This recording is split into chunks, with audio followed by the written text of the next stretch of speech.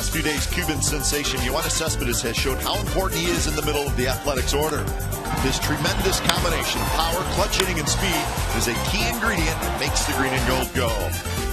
In his recent return from the disabled list, Cespedes and the A's have won all 3 games, and it looks as if Yoenis hasn't missed a beat, knocking in 7 runs over that stretch. Cespedes and the A's will look to sweep their division rival, the Angels. It's the series finale coming up next.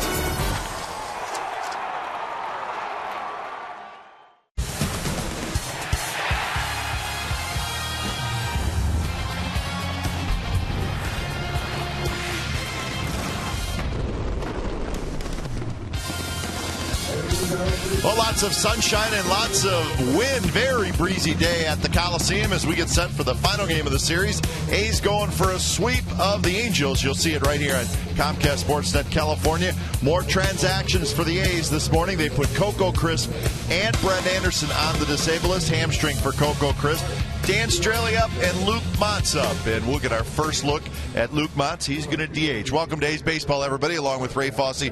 I'm Glenn Kuiper. Well, we'll get to the transactions right as the game starts, but let's talk about Yoenis Cespedes, Ray. Not that we ever doubted how important he is to the Athletics, but he has really showed it the last 3 days. Not just hits, but clutch hits. And look at his record, the A's record the last year, and when he's been in the lineup this season, how much different it is. And what a great thrill it was to get him back to the lineup on Sunday. A 2-run home run, 9th inning. He knew it was gone. That tied the game. Just a remarkable return for Cespedes. This was after 15 days on the disabled list, a couple of games, 2-3 games down in rehab. He almost did it again on Monday night.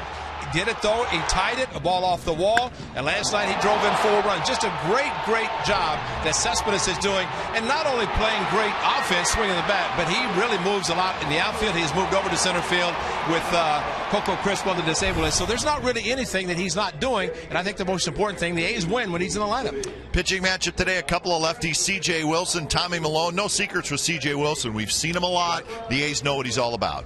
And for Tommy Milone, we've seen a lot of change-ups, and he pitches well at the Coliseum. He hopes that is the case today as the A's go for the sweep. But C.J. Wilson, he's not a fan favorite here. He just talked too much. And I think even his own team says, yeah, keep your mouth shut, don't talk so much. But he can back it up. He's a good pitcher, 2-0 this year, whereas last year, his first year with the Angels was not that great. The A's have beaten up on him. They hope to do it again today. For Tommy Milone, change-up is the best pitch for him. If it's working, he should have a great game. And the A's would love to get a win, get on the airplane, and have some momentum starting what is going to be a 10-game road trip starting over the weekend in New York. We'll have lineups and first pitch on a breezy afternoon at the Coliseum.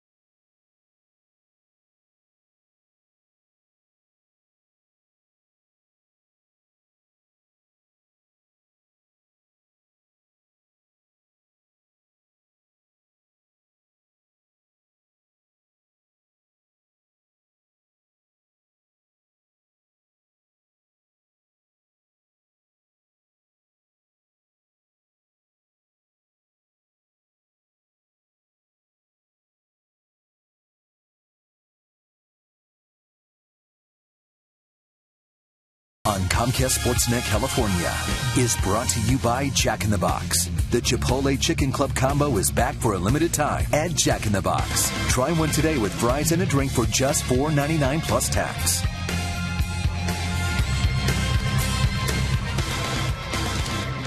Now the A's are set to go. They're going for the 3-game sweep of the Angels this afternoon. So day baseball from the Coliseum. And it looks like a nice day if you're at home watching this game on TV. And it is a nice day, but it is very, very windy today. Game time weather presented by the Santa Cruz Beach Boardwalk. The admission-free boardwalk is open this weekend. So 80 degrees and very breezy.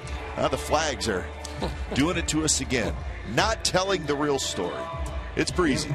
Trust us. And it should be a little difficult. I mean, the sun is one thing. You add the very, very strong wind to an already difficult sun field. Not a cloud in the sky, but wind is very strong. All right, let's look at the lineup for the Angels this afternoon. Eric Aybar is going to lead off. Aybar will be at shortstop. He's a switch hitter. Trout in center. Pujols, after DHing last night, back at first base today. Trumbo's in right field. Hamilton will DH. Kendrick at second. Jimenez at third. Hank Conger behind the plate again today. And J.B. Shuck is the left fielder. Tommy Milone has pitched well against the Angels in Anaheim. Of course, from Southern California. He is making his 6th start of the season. One of those came down in Anaheim. The A's part of that 3-game sweep of the Angels. 3 home runs allowed, 2 in his first game. That was against Seattle, then 1 against the Tampa Bay Rays. Escobar, his first of the year, that is. So Milone, again, good changeup. We'll see how the wind affects it, because with the wind swirling, it could have an effect on a changeup today. Here's the A's defense with Smith in left, Cespedes in center, Reddick in right, Donaldson, Rosales on the left side. Lowry will play second today, and Nate Fryman's at first, with Derek Norris doing the catching.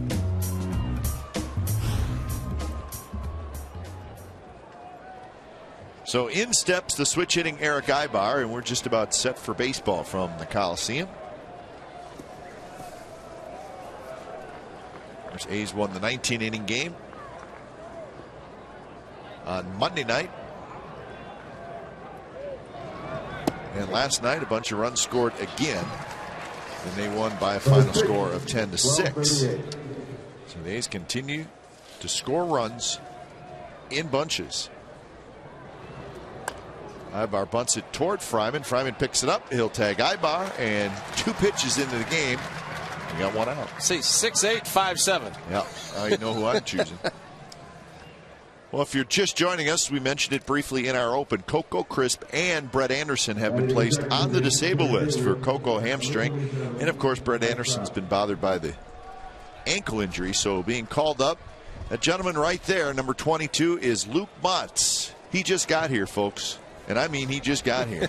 Now, Dan Straley, he knows the route from Sacramento to Oakland. So Straley is back. Maybe he never left. Who knows? He did take a trip, I think, up to Sacramento. They were playing in Fresno, right? Right, the Fresno. But you know, the thing about Straley, he knew basically it's going to be for Brett Anderson. They did not want to put him on the disabled list. 1 shot, 1 start, and as we mentioned, Brett Anderson pitched very effectively in the 19-inning game, but as Kurt Young said, he just needs time, and so he'll get the time to take to get ready as Straley will step into that spot of the rotation.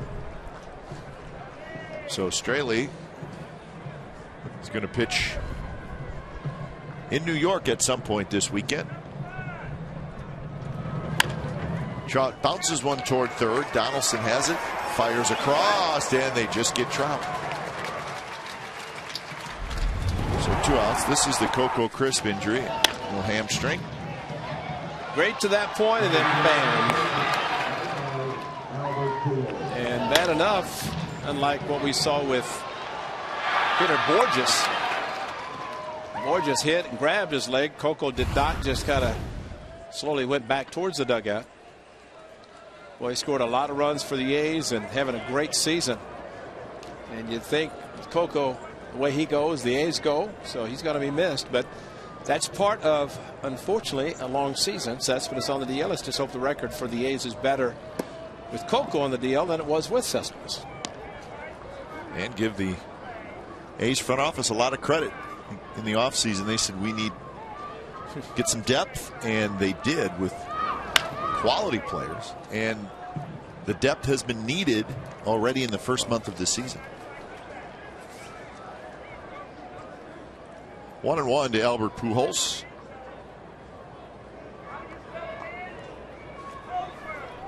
Shift is on. Rosales, Lowry, and Donaldson left side of the diamond. And a swing and a miss. Tommy Milone's changeup is so good that even though he's not throwing a very hard fastball, it's still effective. Mixing fastball and changeup does not have to be overpowering with the fastball with the excellent changeup that he throws. That one bounces well out in front. 2-2 the count.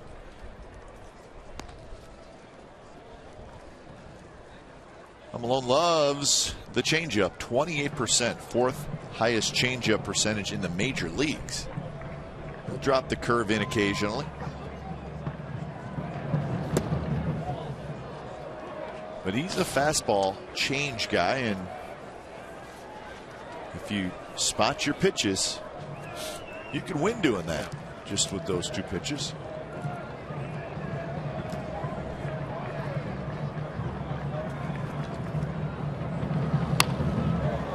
Check swing, and Pujols barely running down to first. He's got the bad feet. He's thrown out, and a nice inning for Tommy Milone. 3 ground ball outs. No score after a half an inning.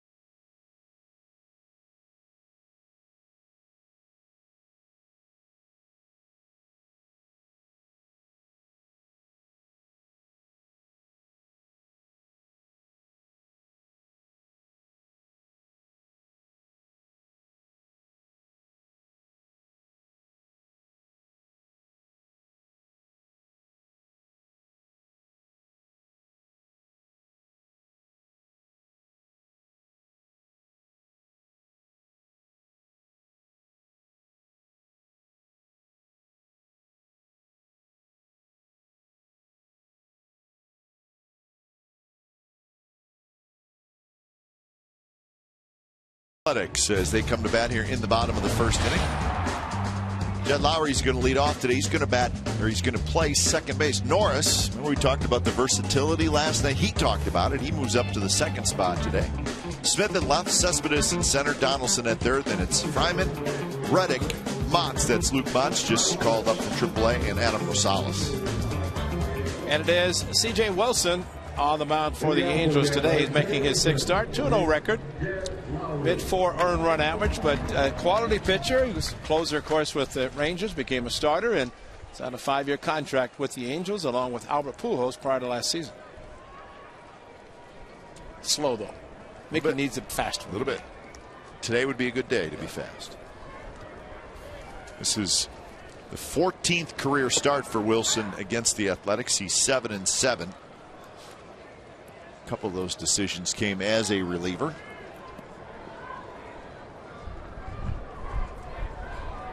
Lowry hitting .333. And outside corner strike. Gary Cederstrom is putting up the right arm this afternoon behind home plate. Barksdale at first, Danley at second, Carapazza at third.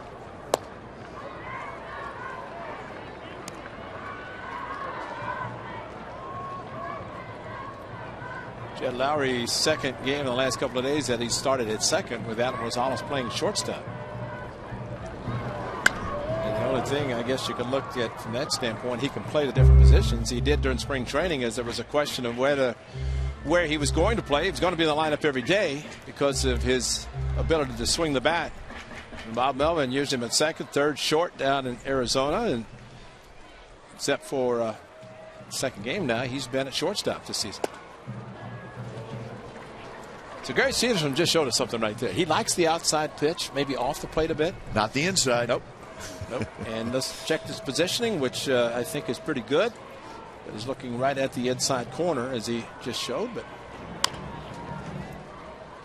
But a lot of times you can determine in the first inning just what the umpire's strike zone is going to be, and that's important for a pitcher and catcher, even more so for the hitters.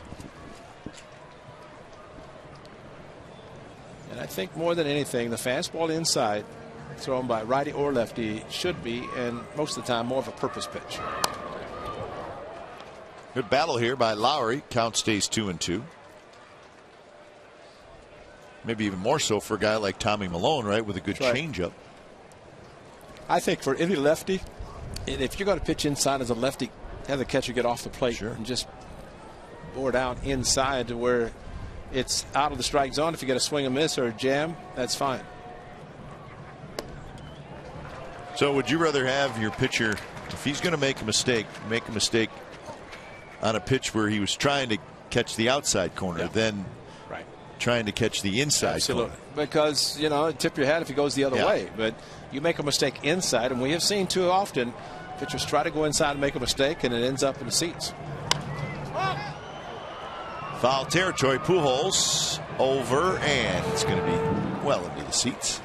Okay, if you remember the start that C.J. Wilson had in Anaheim, and he got the first 2 outs, and then A's ended up scoring 3 runs. He just could not get the third out. Pitched well after the first inning, but the A's scored 3 in the first inning.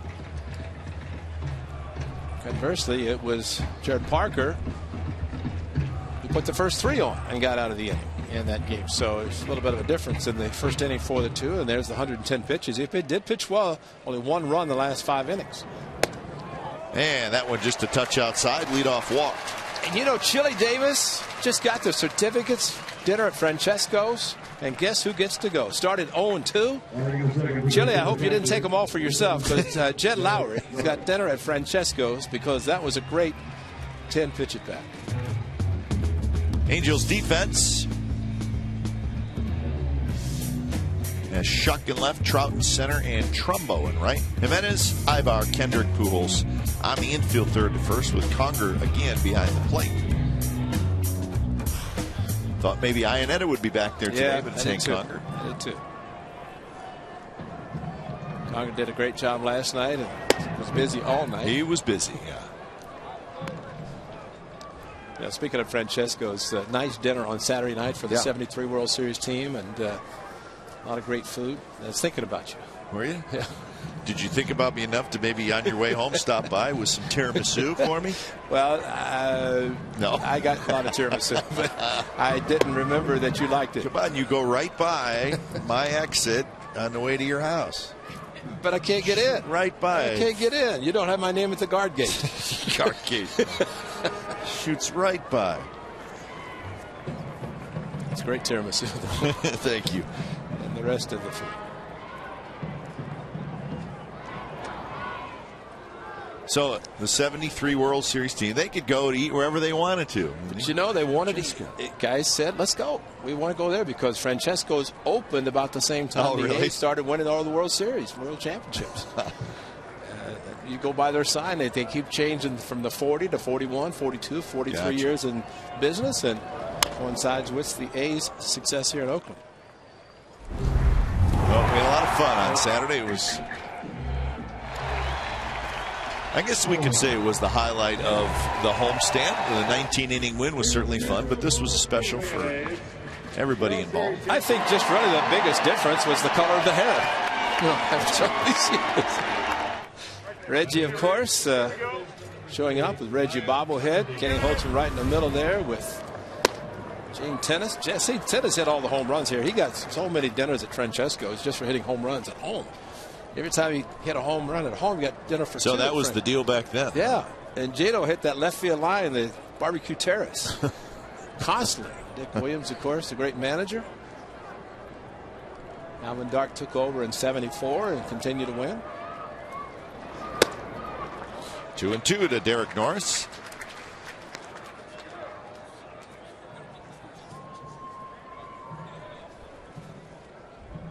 On deck is Seth Smith.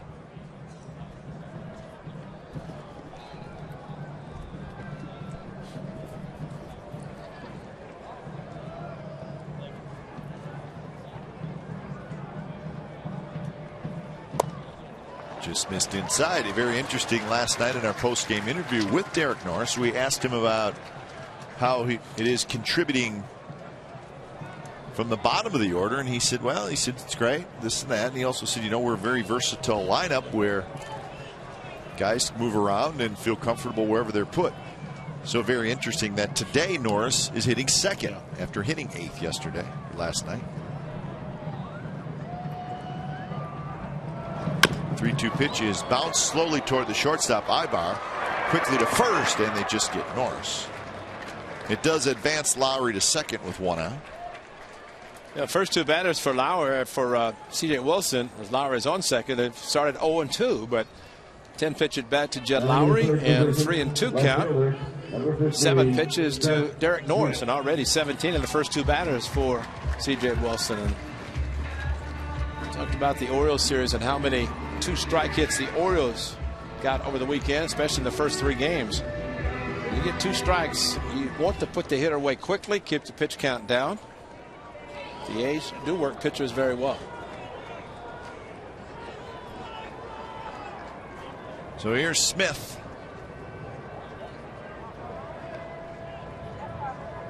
Smith spending a lot of time in the 3rd hole in the lineup lately because he's been a hot hitter. .321 the average with 3 homers and 16 RBIs.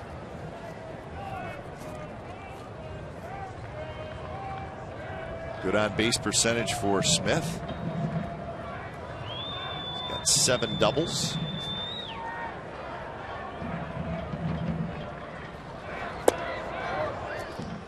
He cleared the bases last night. Had a good at bat. It's amazing, Kyle. You don't think at the time bases clearing double, of course, 3 walks scored in the inning. But as it turned out, as the Angels would score 3 their next inning, that cushion made it very nice. And you know what, Ray?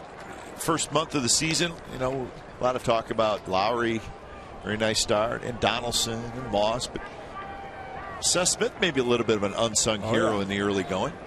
Well, I think the comfort zone for Bob Melvin as a lefty is pitching today. He's in the lineup and batting 3rd. Yeah, and remember, as Brandon Moss had the big 2-run single against C.J. Wilson in Anaheim, and Nate Fryman gets the start first.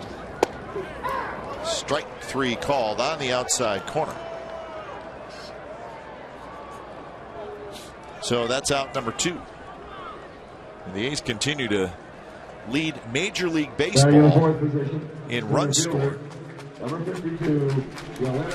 So April records set for the Athletics. 168 runs, the doubles, extra base hits, 130 walks. I think that last note, 16-12, only the 2nd winning April in the last 10 seasons. And that's impressive because remember last year A's came out of spring training hot, did nothing in the month of April offensively, and concerned the skipper and Chili Davis. They did pick it up later. And I think Bob Melvin kind of tempered the excitement, as you do get excited during spring training, the way hitters, especially hitters, swing the bat, and to carry it into the regular season sometimes difficult. And so Bob Melvin said, while they've been hot in spring training, maybe don't expect it. Well, they just turned it around and had a great month of April. 1-0 to Cespedes. He's also leading the major leagues in stolen bases, doubles, walks, and of course the run score. And maybe pies, because that's 3 in the month of April. Far. Yeah. Cespedes has to be very patient in this at bat. First base is open, as hot as he has been. Josh Donaldson just as hot in the on deck circle, but Cespedes gets a good pitch to hit, be surprising. There's a strike. So 2-1 to Cespedes. Great Hall of Famer Tom Seaver. See the backdoor curveball coming into Cespedes, but Tom Seaver would say, he'd look at the lineup and he'd say, who do I not want to beat in the lineup? And I'm sure the Angels looking at Cespedes, they might be saying, as hot as he is, you don't want him to beat him. Slowly hit. Jimenez cannot make a play. Cespedes is going to have an infield hit.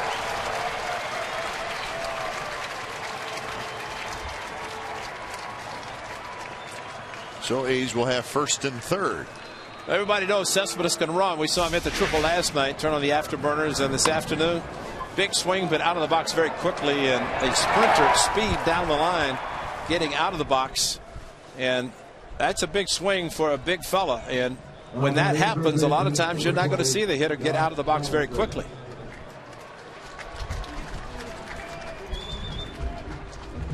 Well, our Exmo brought to you by Cache Creek Casino Resort. So a first inning visit from the pitching coach, Mike Butcher. Probably not what Mike Scioscia really wanted to see happen when his team has given up 20 runs in the first 2 games of the series. The Angels have the second worst team ERA in the American League so far this year, 4.91. I think that's where their concern is, Ray. They're going to score runs, but they have to get the pitching headed in the right direction, and it has not been good in the early going.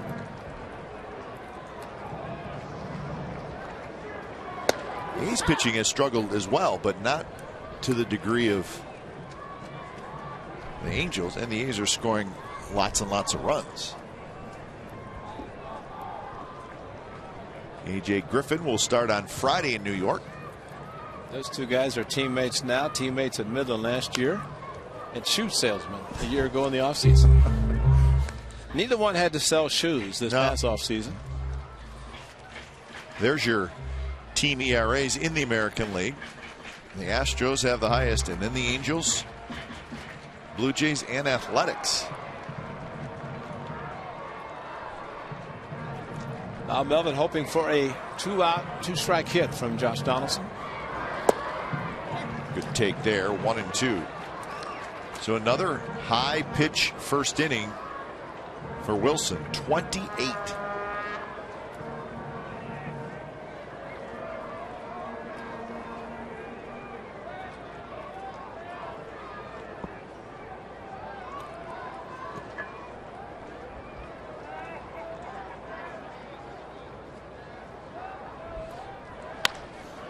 Rolled foul past Ty Waller. So Mike Butcher went to the mound. It could have been to talk to his pitcher, but also maybe a strategy. First and third, there's always a possibility with 2 outs. The runner might take off and kind of figure out what they're going to do. Jim Eppert, the hitting coach, and took over last season. Month of the season, Mike Butcher been with Mike Scioscia for as long as Bud Black has been the manager of the Padres. That's true. Former Angel pitcher and one of the good guys in the game. So 2-2 the count to Donaldson.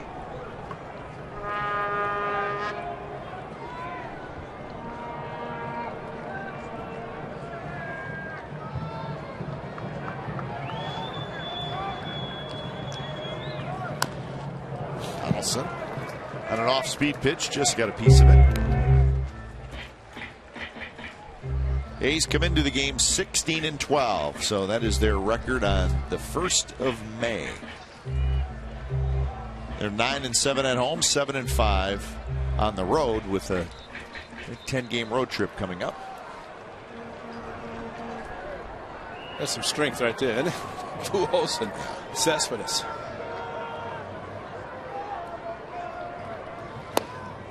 Outside with a breaking ball, full count. That'll get Cespedes running. 5 hitters, 3 of them with 3-2 counts.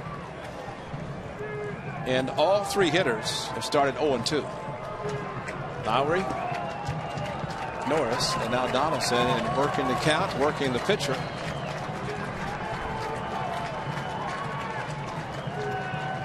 Pujols behind Cespedes. There he goes, and it's rolled foul.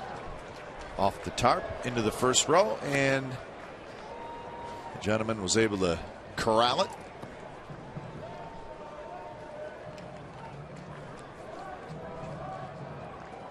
See the floor? how dirty that was. Must be the wind blowing all that peanut debris. shell. It's peanut shell. Well, it's the wind probably blowing them in from someplace far away. And another walk. The bases are loaded, reminiscent of the start in Anaheim. Well, it went backdoor breaking ball, but it stayed up because he got under the pitch.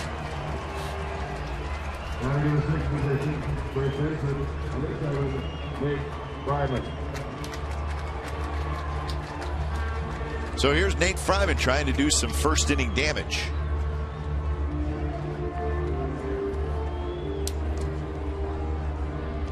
Fryman hitting .148, a homer and 5 RBIs.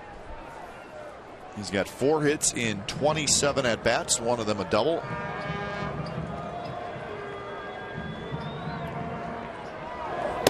First pitch to Fryman is a strike. A high strike to a guy who's 6'8".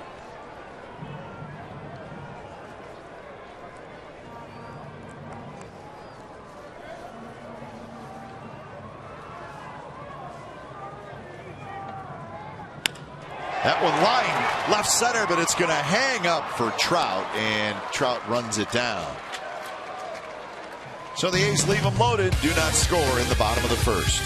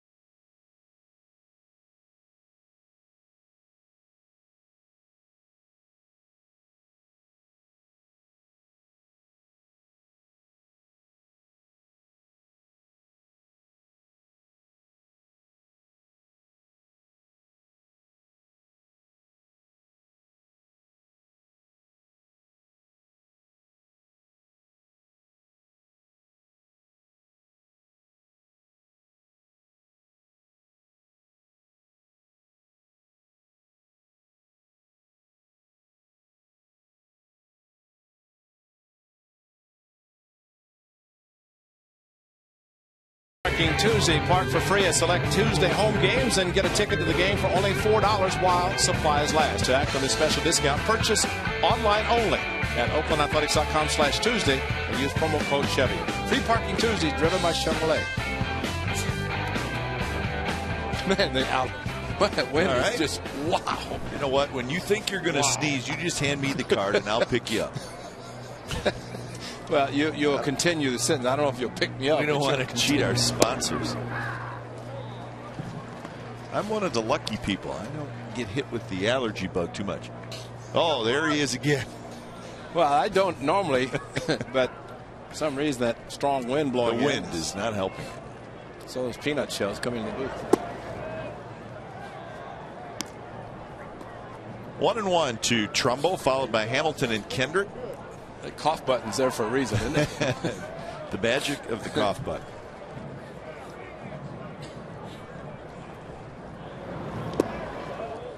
Two completely different innings in the first inning for the starters. Malone had a tidy 3-up, 3-down inning. C.J. Wilson weaved his way in and out of traffic and left the bases loaded, and neither team scored.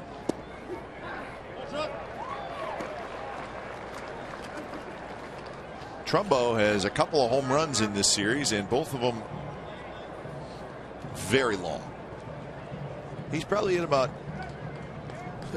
900 feet where the home runs, at least. Look out. Here comes the wind. Fryman is not going to be able to make the play. He was there. But should have known that when he hit the warning track, he still had about 10 feet and stepped on the warning track and then kind of reached for the ball. Got to it, plenty of time, but at that point, there's room.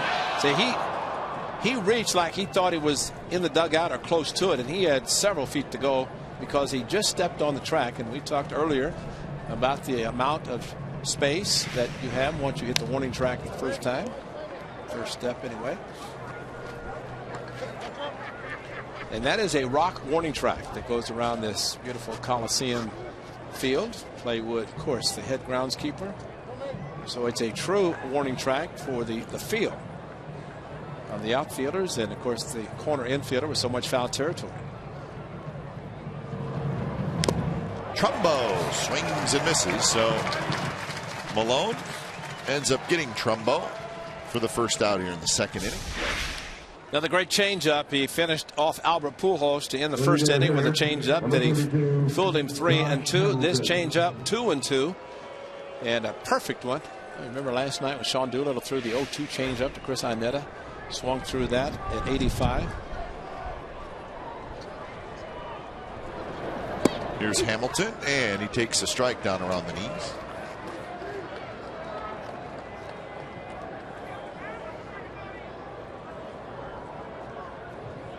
Good numbers against Malone, 5 for 11. Left center field, and Cespedes on the move makes the catch. Hamilton is retired. Just gliding out there. Yeah, that was a glider there. Slicing back to Seth Smith, but Smitty just let Cespedes cover right center, left center. This ball lofted out, and watch the wind take it. It's taking it right over to Seth Smith, but here comes Cespedes. When you have that kind of lightning speed and your corner outfielder, let him go. Yeah. You definitely don't want to collide with him.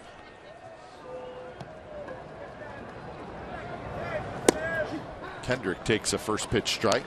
282 the average for Kendrick with 3 home runs.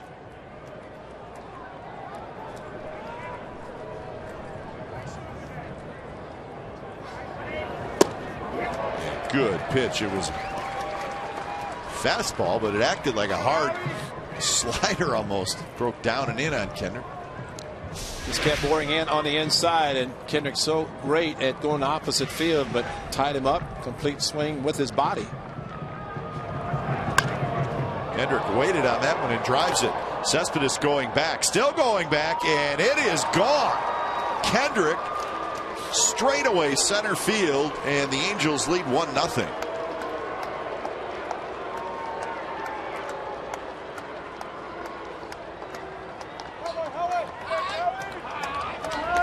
Boy, he looks so bad on the 0-1, and then here's a hanging curveball, all powered by him, and that ball going right into a swing.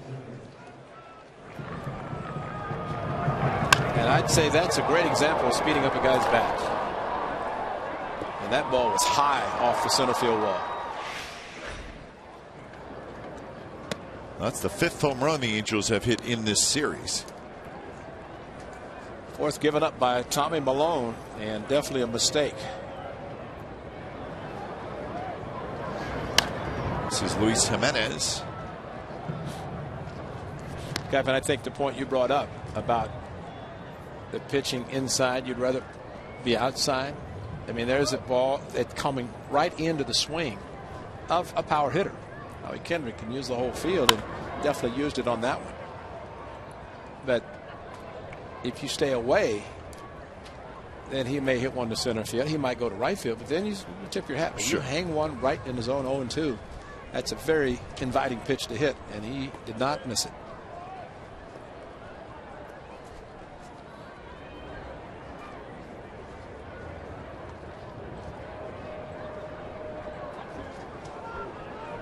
One and 2 the count to Luis Jimenez, the third baseman. Dribbler, but it's going to go foul. Remember, the Angels' regular third baseman, Alberto Callaspo, was on the disabled list. Borges now on the disabled list.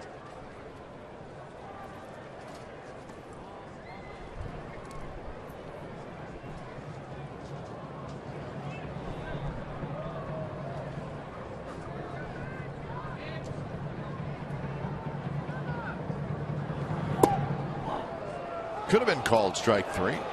Some umpires don't like to ring guys up. Well, we see the height. Maybe a little low. Definitely had the middle of the plate. That one is a strike, outside corner. So Jimenez strikes out. A couple of strikeouts from Malone in the second inning, but a Howie Kendrick home run. And the Angels lead 1-0.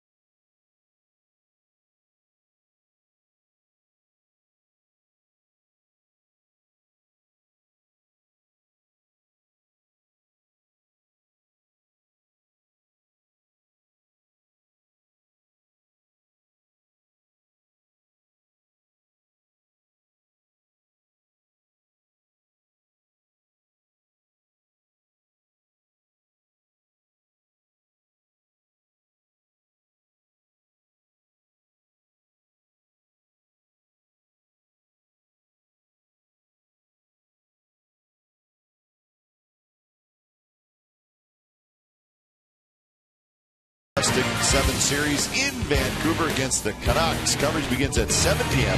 with Sharks pregame live. The home of Sharks hockey is Comcast Sportsnet California. Good luck to Team Teal, the Sharks. Games 1 and 2 will be in Vancouver. That'll be tonight and then Friday. Sharks will be back home Sunday night at the Shark Tank for Game 3. All the games will be televised right here on Comcast Sportsnet California. Here at the Coliseum, a Howie Kendrick solo home run, 1-0, bottom of the second. Reddick, Montz, and Rosales. Fastball for a strike. So C.J. Wilson, a 36-pitch first inning, but the A's could not score. There's a line drive just out of the reach of Kendrick. And Reddick has a leadoff single. Well, it's a great swing for Josh Reddick, and appropriately comes against a tough lefty, but C.J. Wilson elevated the fastball that was supposed to be inside. Watch him open the hips. Bam! Pull the hands in, and when the hips open and the hands also come towards the body, get the sweet part of the bat on the ball, and he hit it hard. Almost got it into the gap. Trumbo is pretty good right field. It's a very strong arm. Shutdown inning, 7 for 8 for Wilson this year.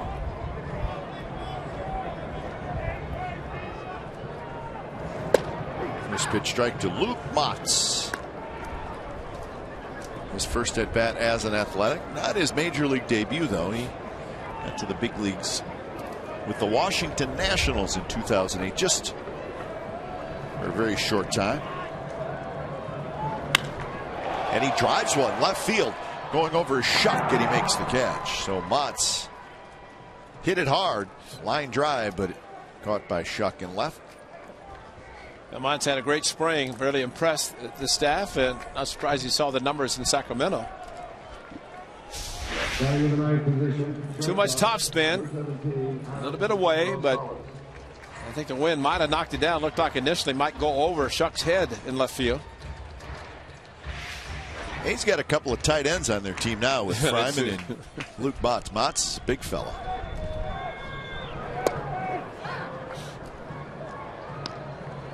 So if nothing else, the A's look good coming out of the locker room, right? Looks big coming out of the locker room.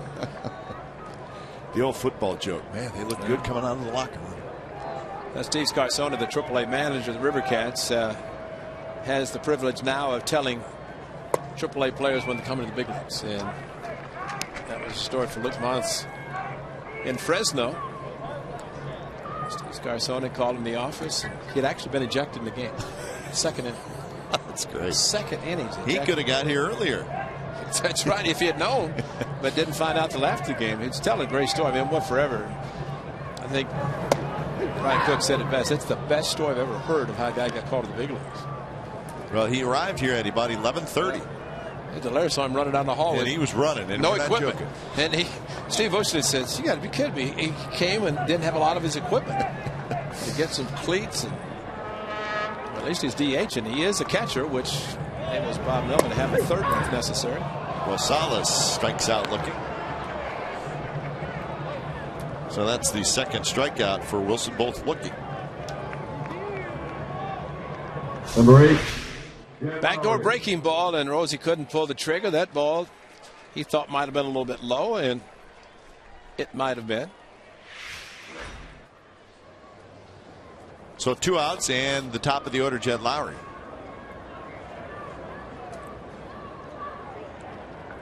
But speaking of Motz, right, he can catch, he can play a little first base. Well, a nice guy to have, and in the event, it'll make some moves, pinch run, pinch hit.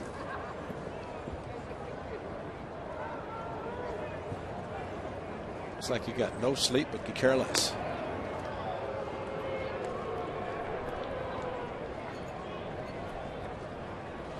He was talking about how he got ejected. The umpire, for some reason, wasn't calling a very good game behind the plate. Shock, shock. And he told him that? But evidently, he wasn't pointed out being ejected. The umpire came over and said, who wants to be run? And he ran out. He said, why am I doing this? And so the umpire threw him out. But the funny part about it, he said that after the game, Steve Scarsone called him in, Rick Rodriguez, the pitching coach, and they were screaming at him, how could you do this? And then this rage by Steve Scarsone, he said, you know, how am I going to tell the management? How am I going to tell the big league club? When you get called to the big leagues today, get up there and tell them yourself. And he said, what? And that's how he was told after the game. But he said, wait a minute. Would you repeat what you just said? But you played 975 games starting the 2013 season in the minor leagues, and you get a call to the big leagues, you are happy.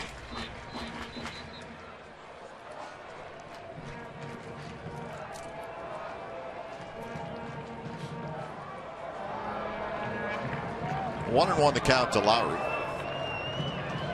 So it's perfect. You get to play in front of your home fans for a game, and then you get to go out on the road. Yep. You get to play at Yankee Stadium. Yankee Stadium. You get to go to Cleveland. That's right. I mean, there's nothing better than that.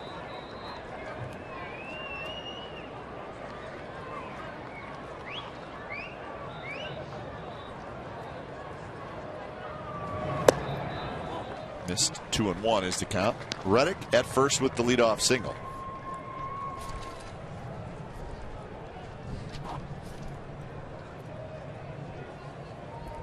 .47 pitches now for Wilson.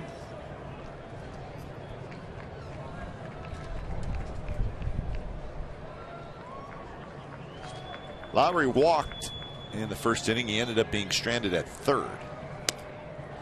It's high, 3-1.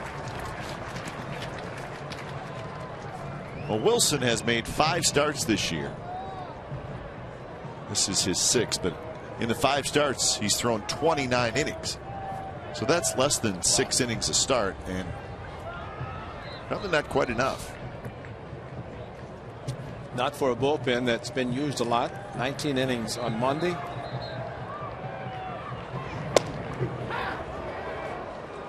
But he does throw a lot of pitches. We've seen that in the past.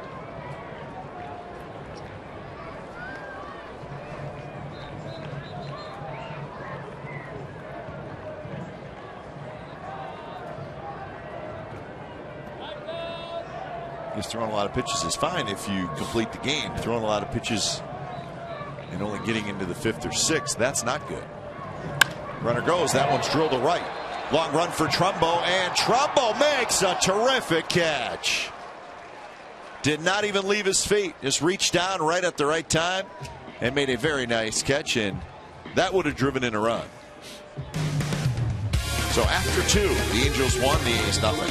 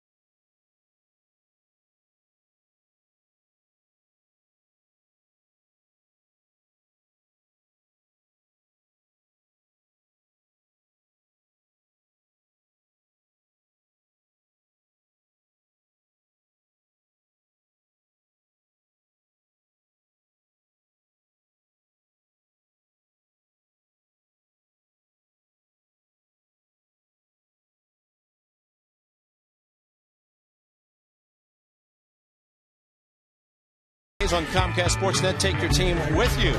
MLB.tv is celebrating 11 years. Join the millions of fans and subscribe today. Watch every out-of-market game live online on your favorite mobile and connected devices in HD quality. MLB.tv, baseball everywhere.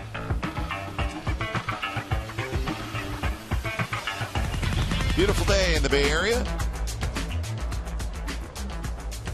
Not a bad place to be out on the boat if you're not at the ballpark. It'll be Conger, Shuck, and Ibar. 8, 9, and 1 here in the top of the 3rd.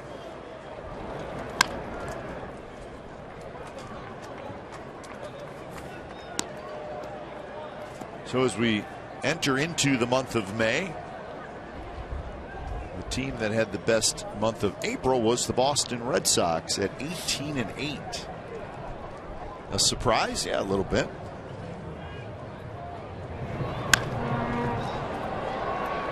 Very high toward Reddick.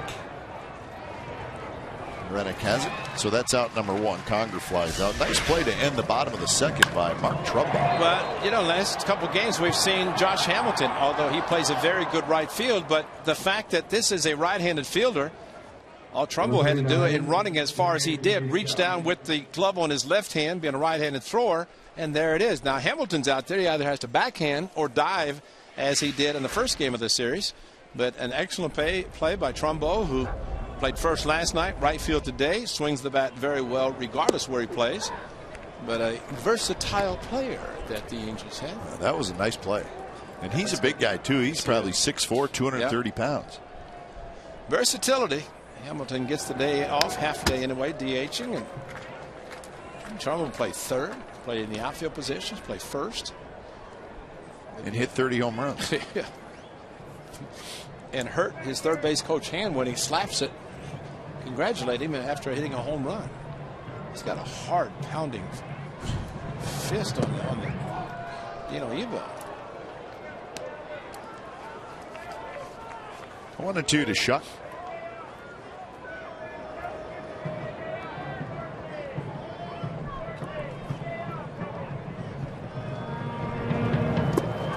Off. So we talked about the Red Sox, the other teams that had good first months. The Texas Rangers 17-9, same record as the Atlanta Braves.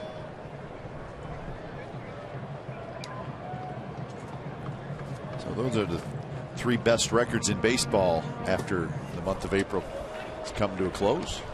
About the Red Sox with Buchholz and Lester with 9 of their 18 wins, 5-0 and 4-0.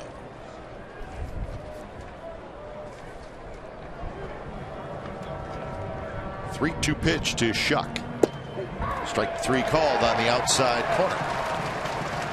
Strikeout number 3 for Malone. Couple of fastballs, the last 2 strikeouts. This one nailed the outside corner. Shuck took some very good sliders, but height-wise, he must have thought it was off the plate. But Gary Cederstrom, the home plate umpire, likes the outside, and just enough that caught the front part of the plate, just about a quarter of an inch of the front part of the. That's all you need. Could be less than that.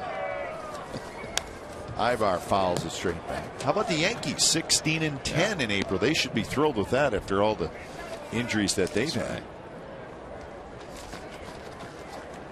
Kansas City, team that some people feel could be in a pennant race this year. Royals went 14-10. But with every good team, there's some disappointments as well. Toronto 10-17. They were the pick of a lot of teams to win that AL East, which they very well still could do, but not a good start. Hype only goes so far until you start the season. And their pitching has not been good, and that's a big surprise. Of course, these Angels 9-17. Now with already Dick, he's going to have an MRI on his neck or shoulder or something, so that's not good. Reyes out. Swing and a miss. A changeup, and Ivar chased it. 3 up, 3 down inning for Tommy Malone. He's got 4 strikeouts through 3. 1-0 Angels.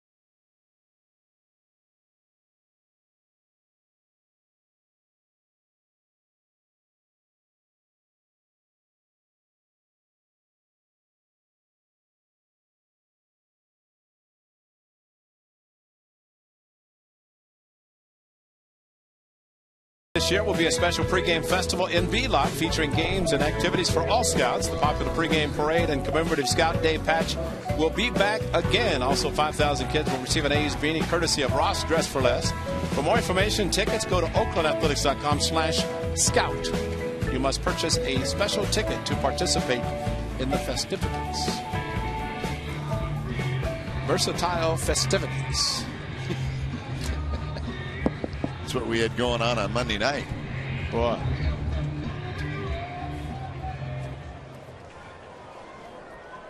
Bottom of the third. It'll be Norris, Smith, and Cespedes against Wilson. So I saw today just how long the longest game in Major League Baseball history was. found that out. 26 innings back in 1920. Really? Brooklyn Dodgers and the Boston Braves. So we were 7 innings away from that. Good. You want to pass that record? We'd still be out here. It's 4 o'clock in the morning. People would have taken the BART train when it started up again after missing the last BART train at midnight. Right up the middle. Looked like it hit the mound, and Ibar makes a very nice play. So sometimes the ball hits the mound, and when that happens, it usually pops up in the air, shoots off in the different direction. That one went up in the air, and it helped the Angels get it out. They're saying that went off of the glove of Wilson. Let's see as he follows through. You're right. He got a glove, and it did pop straight up. So by fielding his position, following through properly, it enabled Ibar to get it. So it's a 1-6-3 put out.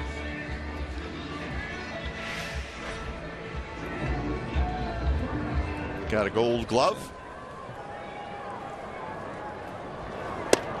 First pitch fastball to Smith.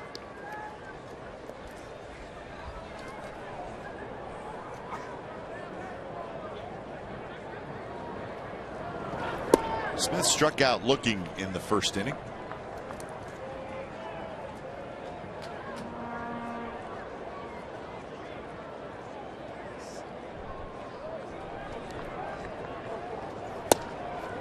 Fastball just a little bit inside. And Wilson had a 36 pitch first inning, but in the second inning he settled down and threw just 14 pitches.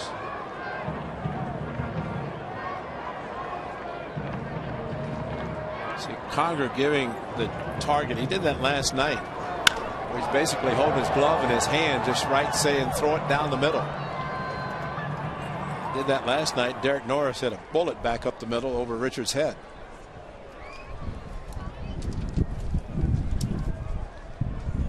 So Smith is retired, and here comes Cespedes.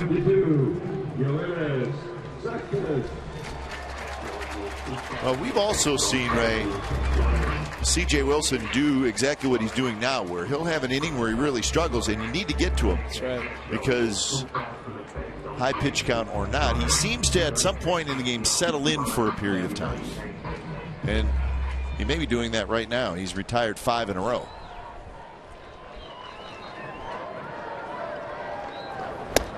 Big swing by Cespedes. He missed it. 0-1.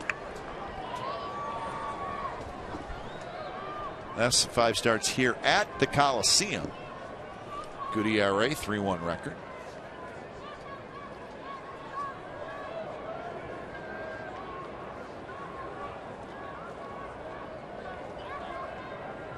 I would say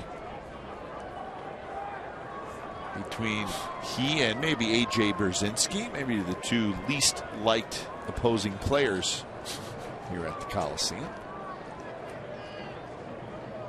Can't think of anybody else that jumps out right now. Alex Rodriguez is on the disabled list. Alex Rodriguez is sort of the universal. All the other ballparks dislike him. And I think players who have success are booed loudly because they have success against teams and they go into the visiting parks. Reggie was booed everywhere because he hurt everybody. He would hit everybody. And that hit Cespedes. Barely. Chick raised his uniform just like Augie Donatello. Yep, that's right. So he'll take first base with 2 outs. Now they pushed him back and his uniform blouse. It hit the 2 and the 5-2. Just barely. So watch the uniform blouse right there. And that's best way to be hit. If you're going to get hit, let your uniform just punch out a little bit and blouse, and have the umpire say take first, especially 0-2. Worst thing a pitcher can do.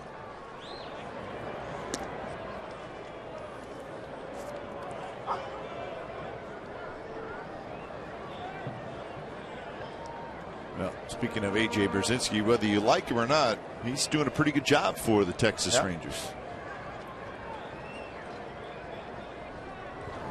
So is Lance Berkman. Berkman's having a nice year. So those 2 guys signed as free agents by the Rangers to help replace Hamilton and Young and Napoli, and so far they have done that. Now, Brzezinski taking over new staff to catch, and Yu Darvish having a great season. He won 5 games in April. Temperature rookie. So they're pitching well, and Brzezinski is guiding them along.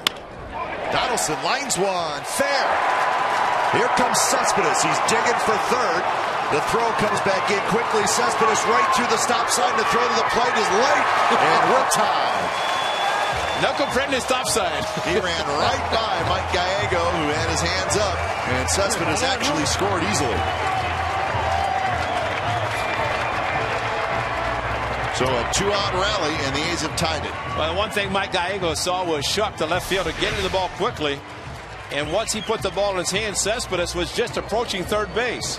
And you figure the strong arms on the relay. But with 2 outs, Cespedes probably thinking, that's 1 2-out hit. Can we get another one? I'll just keep running. Short hop to Albar. That probably contributed to Cespedes, even though he did run through the stop sign, but contributed to it being a late throw to the plate.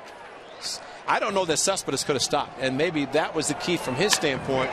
There's a shot. Gapper. That's going to roll all the way to the wall.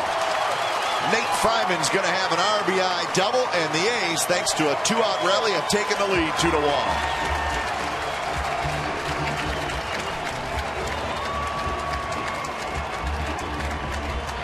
A hit batter on 0-2. 2 pitches later, a double the left field line. 1 pitch later, Nate Fryman almost did this in the first inning with the bases loaded. Got a fastball and just jerked it into left center field. And Trout, no chance to get this one as it goes to our favorite sign on left center. But he also pulled the hands in. Donaldson.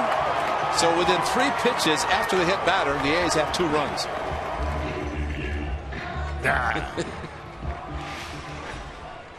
You know, for a kid who's Rule 5 and, you know, anything he does to contribute, he's got to be ecstatic. Yep.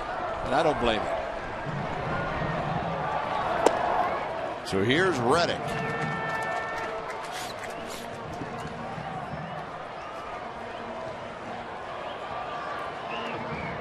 Reddick had a base hit, a line drive in the second inning.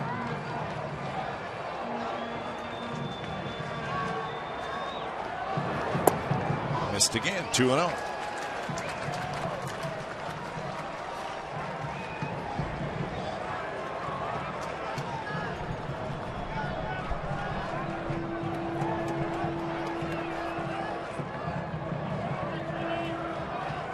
The RBI for Nate Fryman, his 6th of the year. Not close. 3-0. Cespedes all the way from first base. And that's just tremendous stride. Did not break stride. Didn't even look at Mike Gallego as he just flew past him. And yeah, he just felt so alone standing there with the hands up. And Cespedes just kept running. But his stride, his speed is unbelievable. We saw him home to third and a triple last night and scoring from first on the ball down the corner.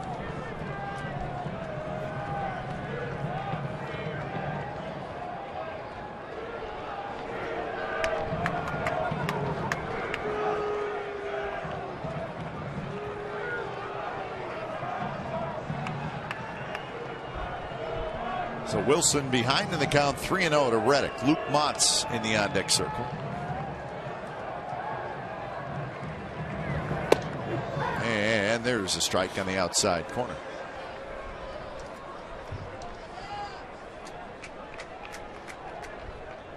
So Reddick took 1, and he'll be ready to go now. 3-1.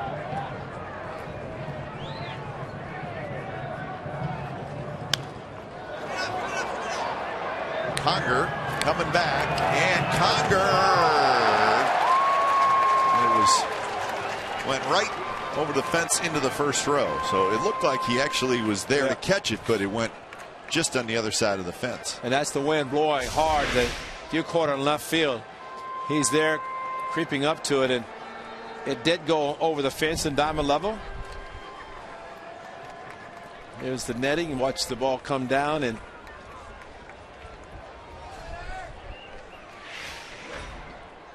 that's what's happening. I think that might have got some assistance for Reddick. Hit the ball on the line as Donaldson did, as well as Nate Fryman. Wind is not going to affect them.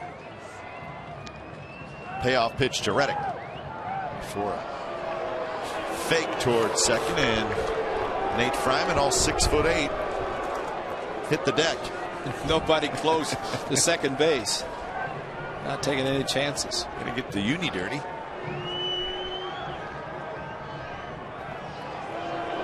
You know, there's really no reason for that. Your middle infielders are not going to change the position. They want to hold their spots if a ball's put in play. And you could just keep getting a bigger lead. Mike Gallego's yelling, helping for Ibar. If he sneaks in behind, he's not going to. And that one hit Reddick. No, they're saying foul ball. Even if it did, Cap, I think with the swing, but I think it up in his eyes, and as he turned, the ball did hit his bat, and then he dropped it.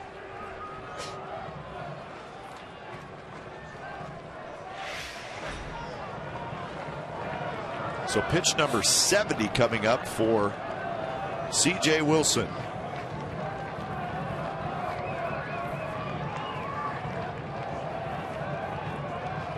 And here it is, and it's foul back.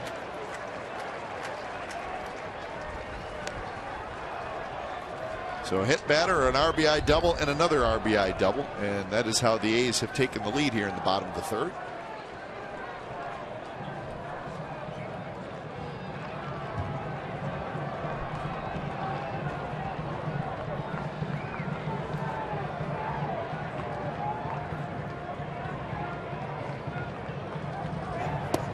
Breaking ball just a bit outside, and it's a walk. So the inning continues.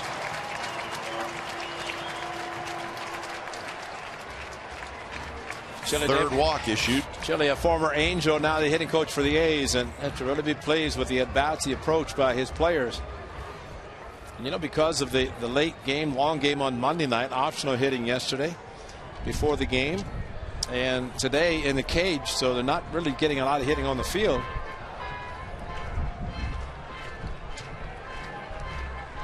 If Reddick did something to his wrist, he is pointing in towards the dugout.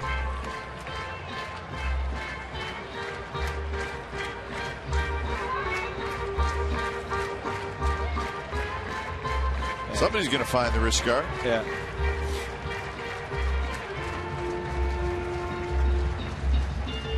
Number 22, Luke Mott.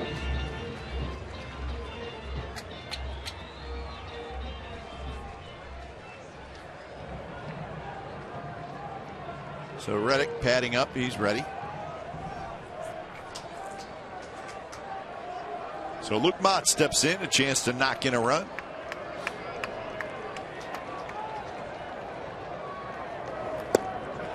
And it is no swing.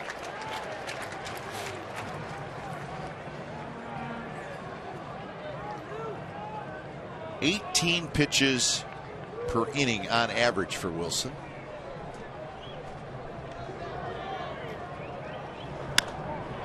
High pop up on the infield. It will not be routine. Jimenez, and Jimenez has it. Side retired. A's get a couple of runs. RBI doubles by Donaldson and Fryman, and it's 2-1 A's after 3.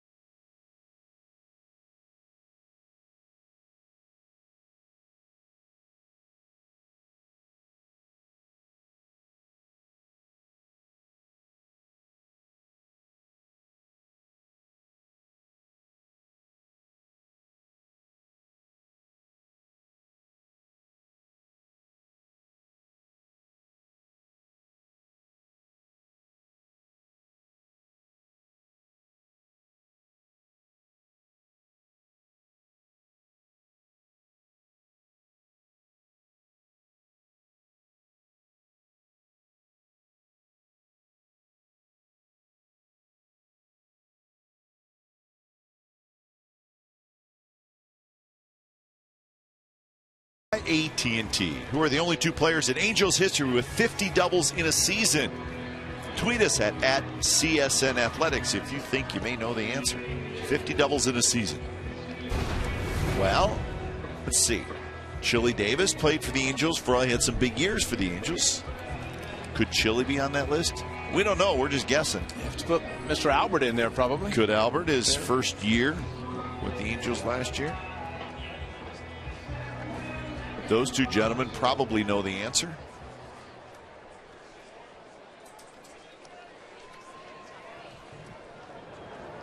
So top of the fourth, Tommy Milone has a 2-1 lead. He'll face Trout, Pujols, and Trumbo.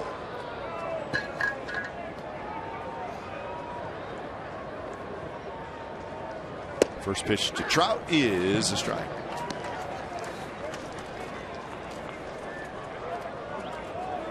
Trout grounded out to third in the first inning. He's 3 for 13 in the series. He knocked in 3 runs last night in a losing effort.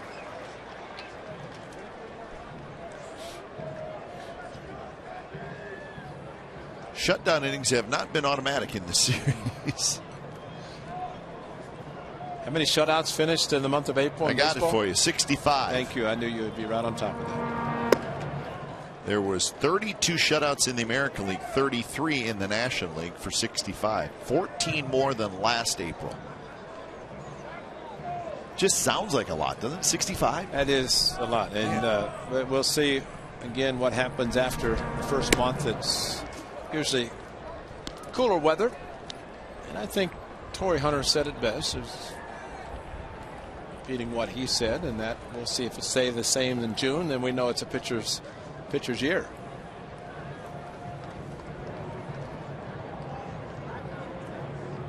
Two and two to Trout. You know, the A's feature Jared Parker one night, one game, and the next game was Tommy Milone. You have two righty lefty with excellent changeups. Both pitchers, as we saw with Parker last night. And Tommy Milone definitely today, and after only one bad pitch so far for him, and that was the hanging curveball with 2 strikes to Howie Kendrick.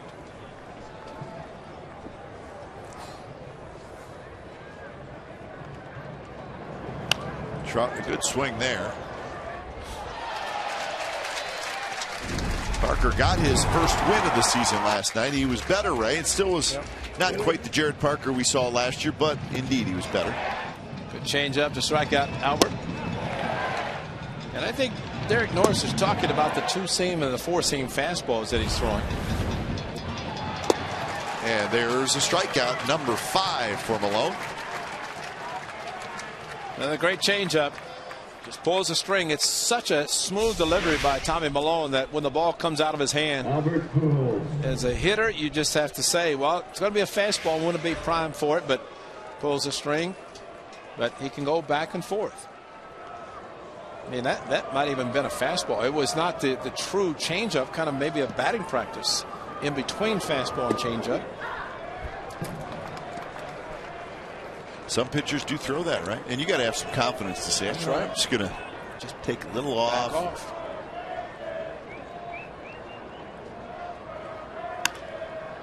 Very high.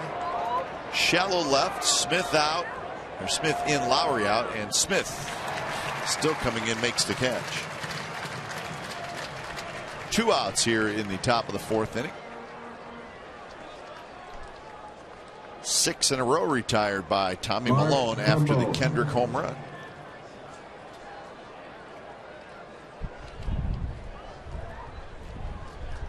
So Trumbo steps in. Trumbo struck out swinging in the 2nd inning.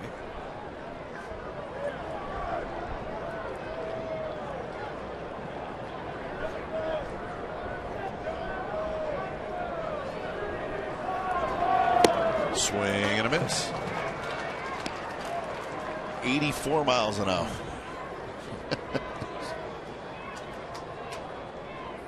Fonda Gale up here would be proud of some of those velocities. And keep it under the hitting speed. Right.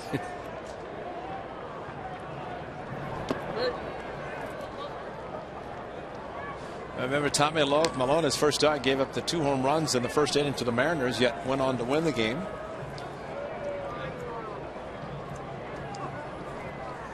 So he pitched well after the 2 home runs. He's pitched well after a solo home run by Kendrick today. That's the only hit.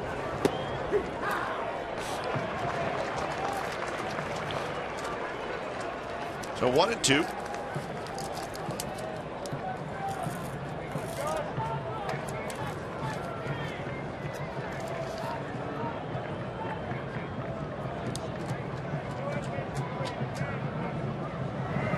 Swing and a miss. Another changeup, another strikeout. That's 6 strikeouts for Tommy Milone through 4 innings. Bottom of the 4th coming up. A's leading 2-1.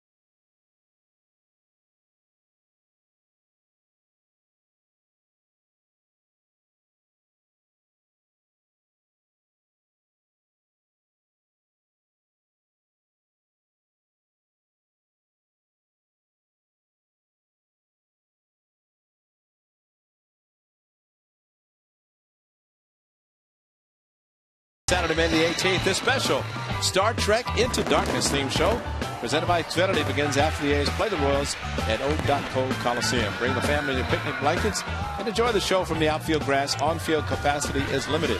For tickets and information, go to oaklandathletics.com/fireworks. And if you're a teacher of the year, you can come out to fireworks. Rosales left center, and that's going to go to the wall, and Rosie's going to have a double. So first pitch swinging, Adam Rosales to left center. And a little upset with the backdoor curveball that he struck out in the first at bat in the second inning, and he's not going to wait around. Adam Rosales at shortstop playing again. First pitch fastball, and it's right there to him for him to swing hard at a very good pitch to hit. Location, and we talked about the number of pitches that C.J. Wilson throws in a game. The more you throw, maybe the less location that you're able to throw the pitches later as you get higher. I mean, you're averaging 18 pitches per inning. Wilson picks it up, fires to first, so a nice bunt by Lowry. If you pitch 9 innings, you're pitching on and throwing almost 170, 75 pitches. Of course, it's not going to happen, no. So Jed Lowry dragging the ball, maybe trying to do it for a base hit. Only play for C.J. Wilson was to first base, so he's a sacrifice. Gets him to third base. And nice technique by Jed Lowry. Look at the angle of the bat. You want to bunt it to third base, force the third baseman to come in so the runner from second can go to third and contest it, which he does. That might be the difference right there. Jed Lowry hitting first versus third or fourth in the lineup. And might have been something he did on his own.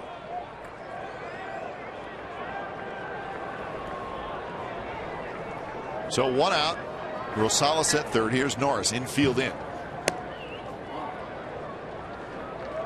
Yeah, if you throw 18 pitches per inning, and if you do it for 6 innings, That's 108 pitches. Who are you done? That's right. And your bullpen knows they're going to be working a lot. And he's approaching the 80s at 76 now. A couple of ground outs to short by Norris. Bounces that one, and Jimenez grabs it, tries to tag Rosales, but Rosales gets back. But Norris is retired, and Jimenez thought he got Rosales, but Vic Carapazza, the third base umpire, said no. But a nice play by the third baseman. Well, he hit it hard, but right to the third baseman, and no contact play by the A's with Rosales running. It had been out anyway. But it was a close play right on the bag. Rosales down the line, and but Rosales, for some reason, went back and did stop prior to going to the bag. Almost like he was going to get in a rundown, and just barely got his foot on the bag. Eric Chavez made that play and turned the double play, doing the same thing, only he was able to get the runner off third and then threw off balance to first and completed a remarkable double play. 6-time Gold Glover Eric Chavez, not surprising.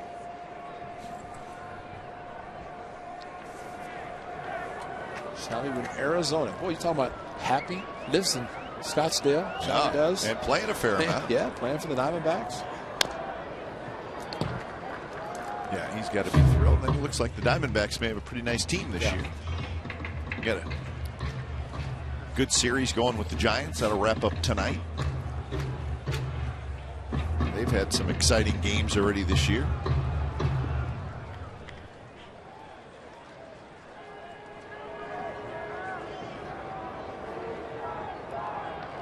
One pitch to Smith, and it's hit high and foul.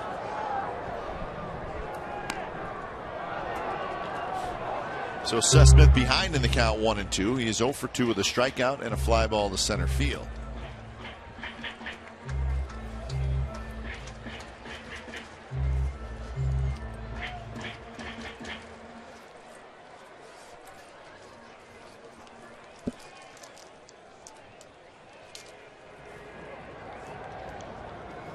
Swing and a miss, hard slider, and Smith strikes out. So the A's got Rosales to third with one out, could not get him home. We're headed to the fifth. 2-1 Athletics.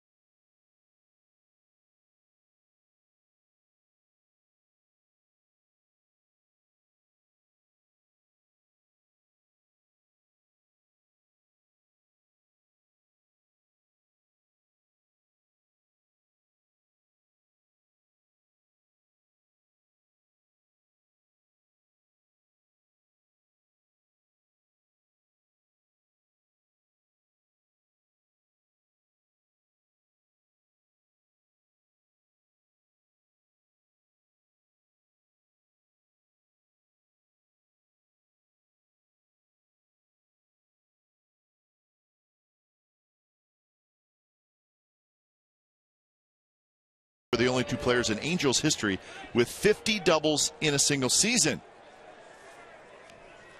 Albert Pujols right on, and Garrett Anderson had 56 doubles in 2002, and that was the year the Angels won the World Series. Major League history, career doubles. Albert Pujols has 510. Tied with Ricky Henderson.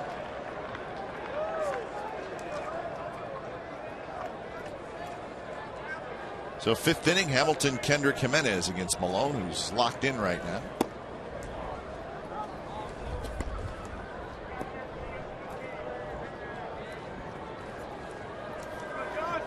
Could do that if you wanted to. We do. It's warm enough.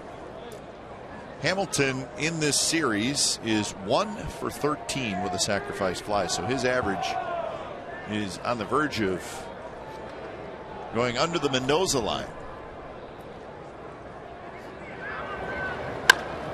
And as I say that, I should have known. I should have known that was going to happen. Right? He gets a base hit to right field.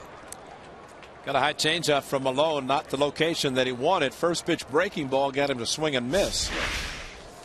But anything up and anything that he can reach, and maybe the velocity wasn't exactly as far as the differential between the fastball and the changeup that Tommy wanted. So leadoff man aboard for the Angels, and that'll bring up Kendrick. Just the second hit for the Angels. The A's have 5.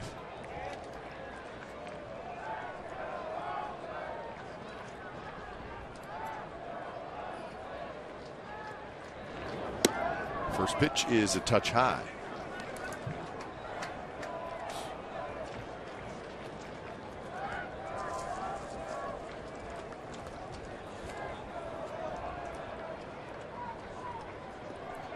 That's probably the windiest spot in the ballpark. Right? I was going to say, anchor down.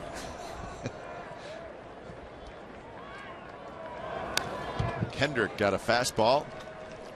This is what Howie Kendrick did in the second inning. Watch the breaking ball. Right in his wheelhouse. High above the 400-foot sign and banged off of the wall. Looks like it just made it, but that hit high and then went straight down.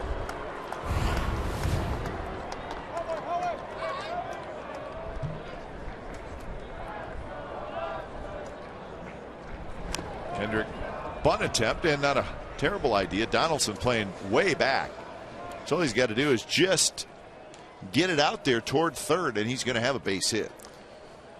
But I think that's what we're seeing from the Angels. Guys that normally hit gap shots, home runs, and just trying to doing anything they can to help score some runs. Angels have lost 5 of their last 6.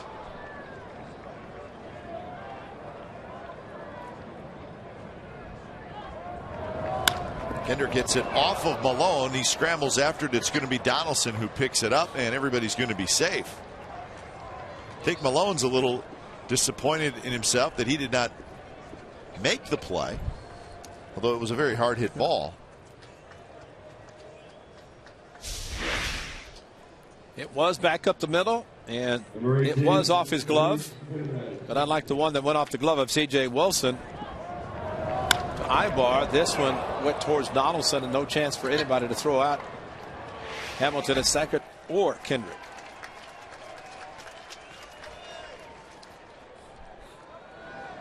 So back-to-back hits to open up the 5th inning, and here's Luis Jimenez. See if Mike Scioscia plays a little small ball here with a bunt. Well, the A's think so.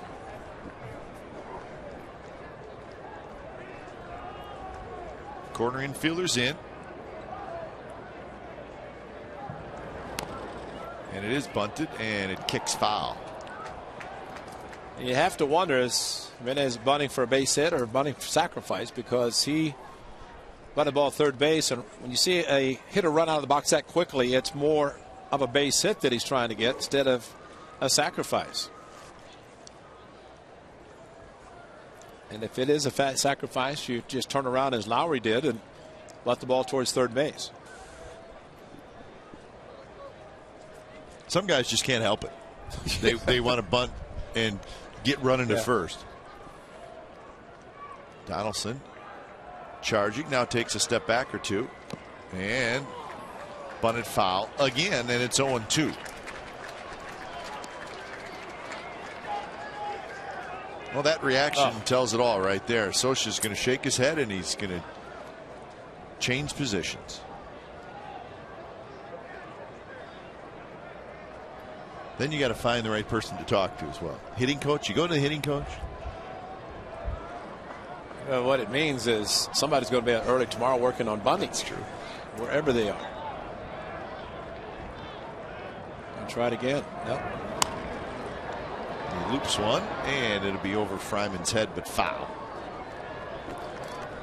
And there's certain players on a team, and I think Jimenez might be the one with Callasmo on the disabled list, and he's getting a chance to play. And there's certain guys that have roles to do certain things. If you don't accomplish that, you need to work on it. Because if you upset your manager that way, the shot of Mike Scioscia sitting down the dugout, that's. The A's are trying to get him out even with 2 strikes. Norris blocks it. Hank Conger is the on-deck hitter. He's a switch hitter. Reddick is very shallow in right field and pulled toward the line.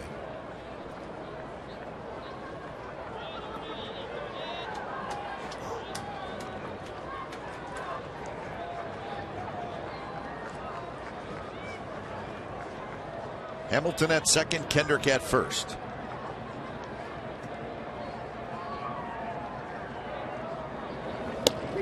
Strike 3 call. Luis Jimenez should probably avoid the manager as he walks back to the dugout if he can. Straight to the bat rack at the end of the dugout. Manager's there, and it doesn't matter. He's going to eventually have to talk to him. But perfectly thrown fastball inside corner by Tommy Milone. He backed off as hitters typically will do with a pitch on the inside corner when they're looking away. And a lot of pressure on that young man when he didn't get the 2 sacrifice down to at least try to put the ball in play someplace. I think it was Albert who Scioscia sat down beside. Smith going back. Still going back near the wall. He's got just enough room to make the catch. Wow. Maybe the wind stopped blowing. Those flags are blowing straight down. They're not doing anything. So that was all Hank Conger. And those flags were very still, but a big swing as we typically see from Conger. Got a fastball at least mid-80s and just elevated it. He was hopeful that the ball would keep carrying. Tommy Milone hoping it would come down to the glove of Seth Smith, and it did. As Smitty played it perfectly back at the warning track. So 2 outs, and here's J.B. Shuck. Jimenez does his job. That's a run. The game's tied.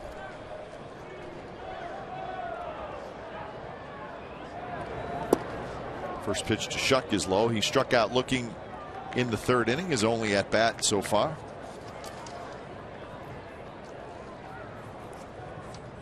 Shuck is 3 for 6 in the series.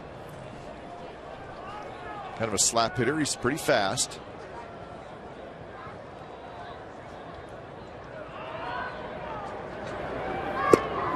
Taken all the way, looks like.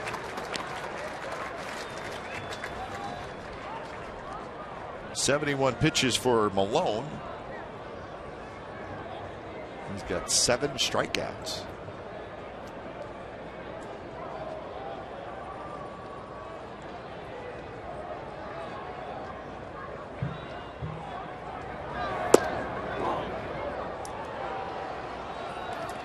Looks like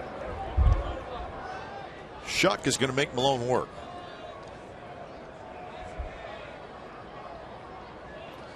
Well, you're lefty on lefty, and Shuck happy to be in the lineup, even though Tommy Milone can be a tough lefty on left-handed hitters. And just do your best if it means just being patient, trying to take strikes. He took a 3-2 fastball his first at bat for strike 3. Little flare to left. Smith coming over, and he's going to play it on a hop. Hamilton's going to score. J.B. Shuck with a big hit for the Angels. 2-out RBI hit, and we are tied at 2. So he really didn't try to do too much, Ray. Lefty on lefty, just put the bat on the ball, flipped it down the left field line. Went outside the fastball, and he just did slap it, pull the changeup down the first base line last night that beat out an infield hit. But Seth Smith, no chance to get to this.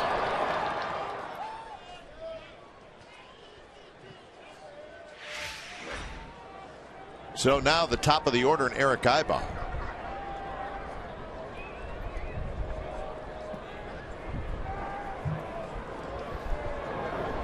First pitch to Aybar is a strike. Aybar is grounded out and struck out.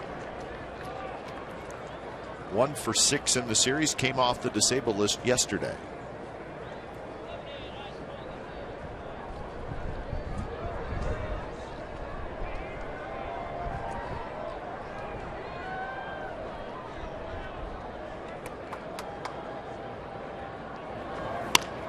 Line drive, but foul. Ball boy made a nice effort, but could not quite come up with it.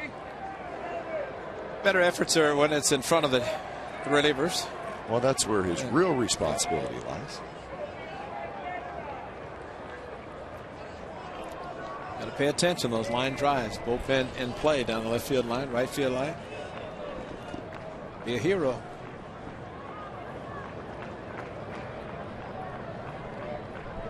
Double look by Malone. Now he fakes that way.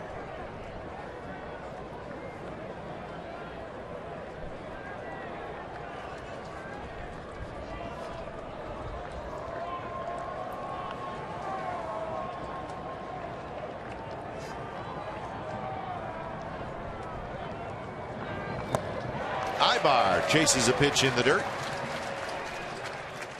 Side retired. A run on 3 hits for the Angels. So bottom of the 5th coming up. We got a new ball game. It's 2-2.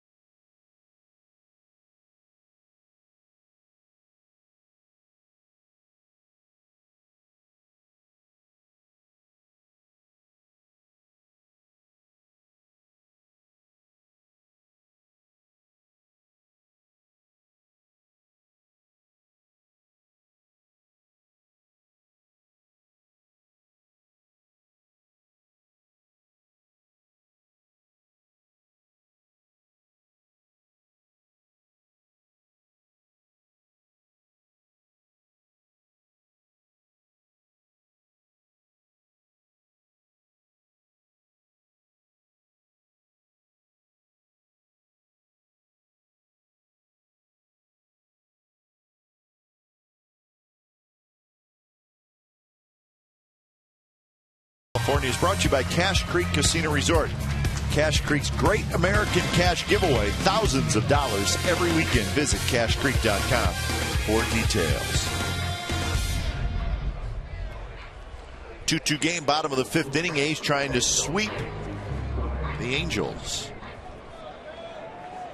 Sunny, windy at the ball yard. C.J. Wilson kicks, and his first pitch to Cespedes is low.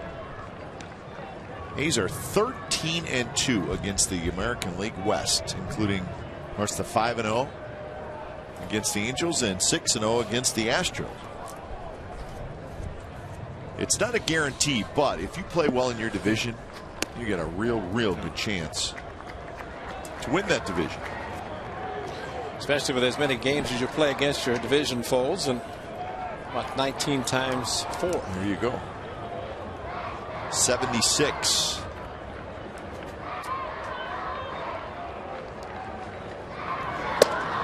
Cespedes on 2-0 had kind of a strange swing.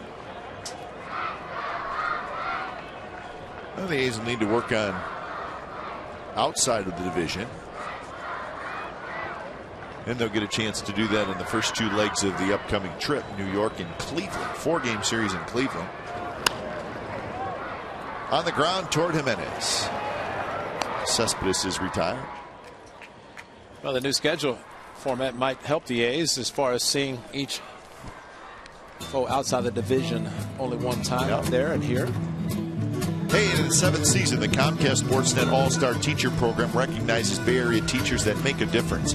Visit csncalifornia.com and vote for the 2013 All-Star Teacher and check out the finalist bios and video features. The winning teacher receives $20,000 for his or her school. First pitch to Donaldson, a touch low. Donaldson walked in the first, doubled home a run in the third, and later scored in that inning.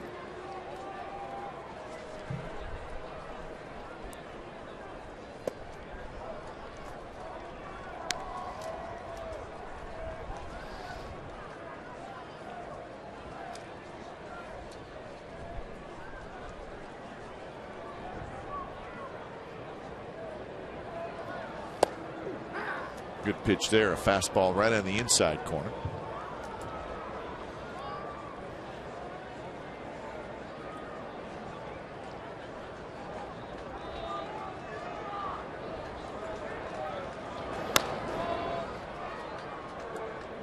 There's only one game that's final, in fact, one other day game in the American League.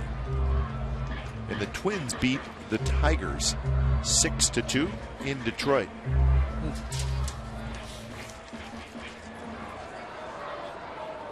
Diamond over Sanchez, and the Tigers had a 5-game winning streak. That is now over. And that one at the knee, strike 3 call. Well, after missing with one changeup, he stayed with just the fastball to Josh Donaldson. Around 90, 91 miles per hour and hit the lower part of the strike zone. Just enough for Gary Cederstrom to like it.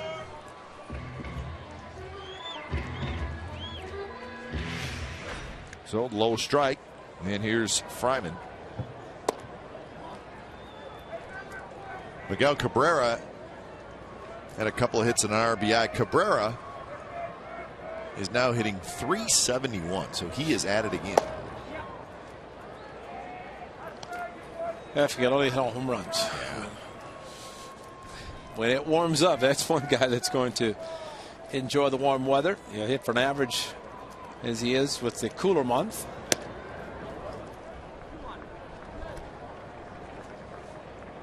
So the Tigers were going for a sweep in that series, but Twins salvage.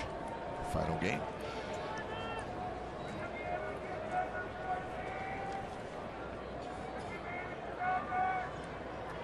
Two-1 to Fryman is popped up foul. 3 finals in the National League. The Mets over Miami, Pittsburgh over Milwaukee, and St. Louis over Cincinnati.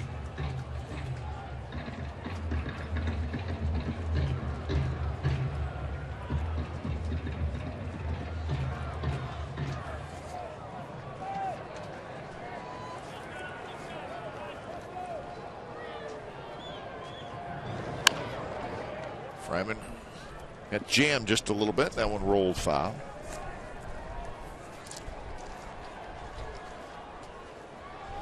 First inning got Wilson. He's been okay since then. But closing in on 100 pitches with 2 outs in the 5th inning.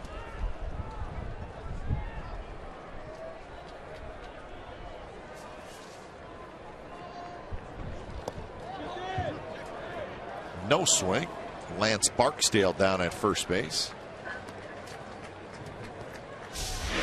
At the breaking ball, and that's. You think that was a swing? He might hit a home run if he makes contact with that one. He had good bat speed on that swing. Yes, he did.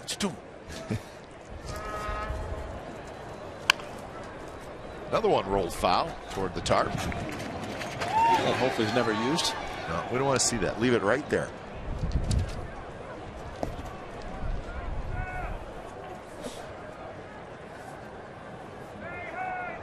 It may be the home to different varmints or creatures, and that's okay. That means it hasn't been moved in a while. Don't mess up my habitat. 3-2 pitch. Foul back. Fryman hanging in there. C.J. Wilson looking for his first 3-up, 3-down inning. He needs it.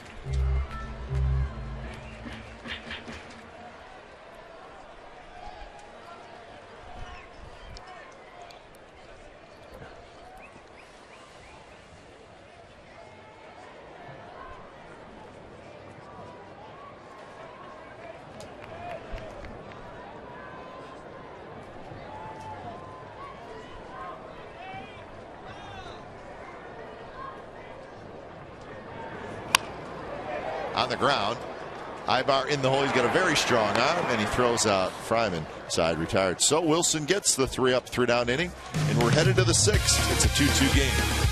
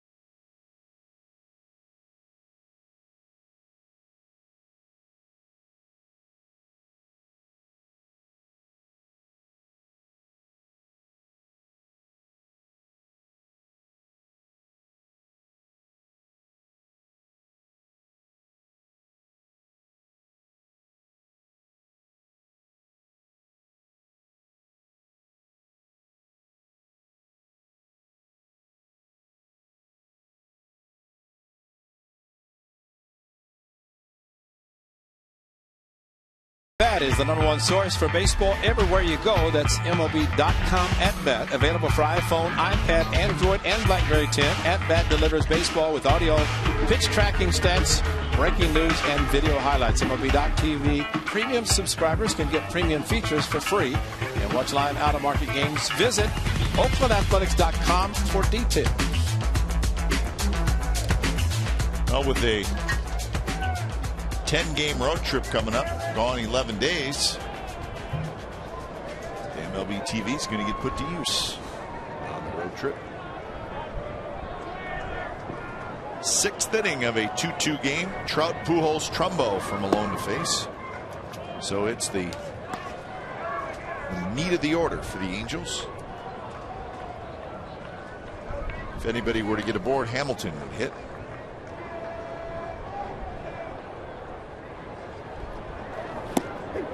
Outside corner strike. Trout a ground out and a strikeout.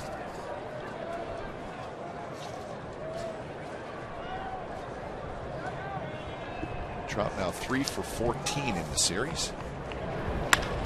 And that one's driven to left, and the Angels are going to take the lead. Long home run. Not a Trumbo home run, but impressive nonetheless by Trout, his 3rd this year.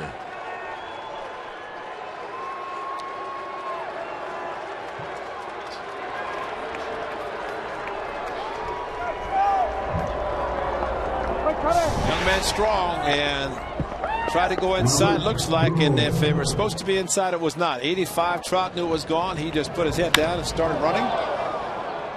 And did we get a catch in the outfield? Wow, bare-handed catch. Nice play.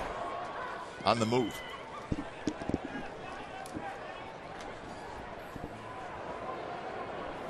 So a couple of solo home runs for the Angels today.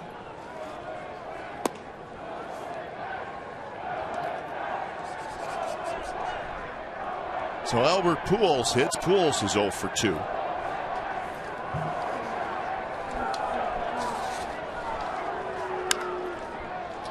And he goes down and lofts one towards Cespedes, fighting that sun. And Cespedes has it for out number 1.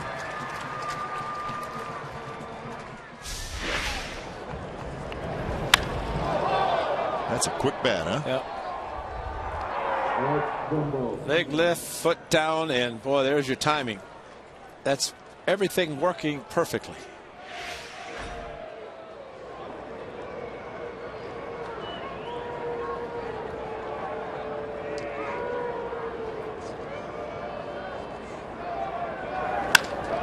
That one's lined to left, and that one is off the wall. Trumbo digging for second, and he's going to make it. That could not have missed being a home run by much. In fact, that may have been a home run. I think it went over the yellow line above the scoreboard. Yeah, and Scioscia's going out. They're going to review this because it was hit so hard. I don't know that any of the umpires saw it. Again, that ledge, you see it was maybe 3-4 feet. Yeah. And a line drive like that could easily hit that overstock.com and just bounce right back. Well, yeah, and just over the I mean, if it's going to hit over the line, it's a home run in the out-of-town scoreboard. The line there is a home run over that. Yep. And it was a bullet line drive all the way. Yeah, it hit above. That's a home run. Yeah, it hit above, and then it hits off the back wall there. Yeah, right there. Yeah. So at least from our angle, it does look like a home run. We shall see. Gary Cedarstrom, who is the home plate umpire, is also the crew chief, and I guess it's up to the crew chief to go do the review. And an umpire will stay on the field to keep order. 3 go in to review. The crew chief, including 2, and Vic Carapazza remains on the field. I don't know why, but there's always a policeman out there. That's right. Now, I don't think it should take very long. The umpires see I don't think that, so either. And unlike Monday night, when they thought the ball hit off of the sign in left field, which we showed that the sign was behind the fence considerable distance. Check the S, and if it's there, just to the left of the S, and it hit off the S. Yeah, it hit behind. Yeah. So that's a home run, folks. Yeah. Unfortunately. That's location again. It's just not a good location on the pitch from Tommy Milone.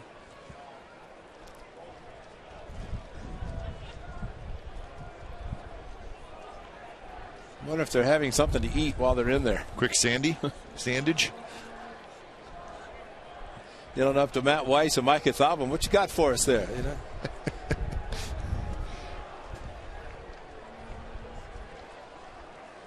So Trout with a home run already in this inning, and we'll find out if Trumbo's is a home run soon. Well, I remember before the review became part of the umpire's decision, that was, hey, everybody check around. No, don't think it went, so it's a double. But now they do, on the request of the manager, review it, or at least the umpires decide. Can't believe it's taken so long.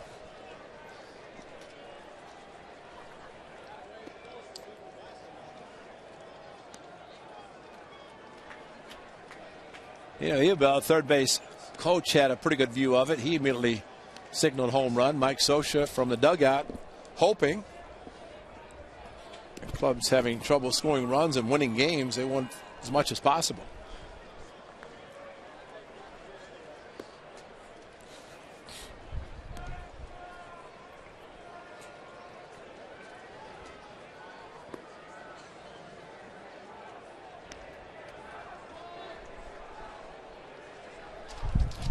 Maybe we just completely missed it, Ray. Who knows? Hope so. We like to be right, but in this case, maybe we're wrong. I am surprised, though, that they're looking at it as long as they are. Here they come. Indeed. So they got it right, folks. Unfortunately for the Athletics, it is a home run for Trumbo. Right up over the yellow line, and up on top of that ledge is where it landed. So Trumbo has homered in all 3 games in this series. And if nothing else, Bob Millman's saying, what took you so long? But now he's pointing at how he thinks it hit below and then scooted up on top.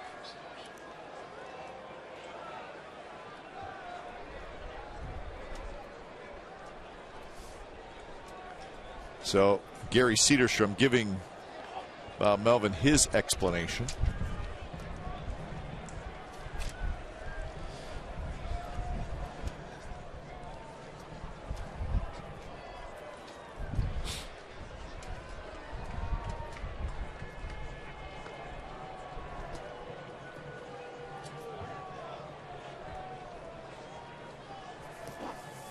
All right, so a couple of home runs in this inning, solo shot. So 3 home runs allowed today. Kendrick, Trout, and now Trumbo for Tommy Milone, and it's 4-2 Angels.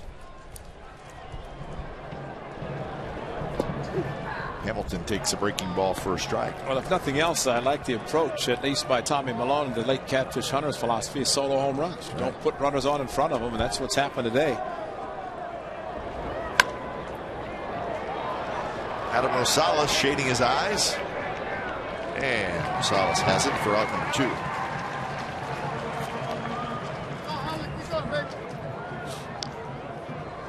2. So that'll bring up Kendrick. Number 47, Howie Kendrick.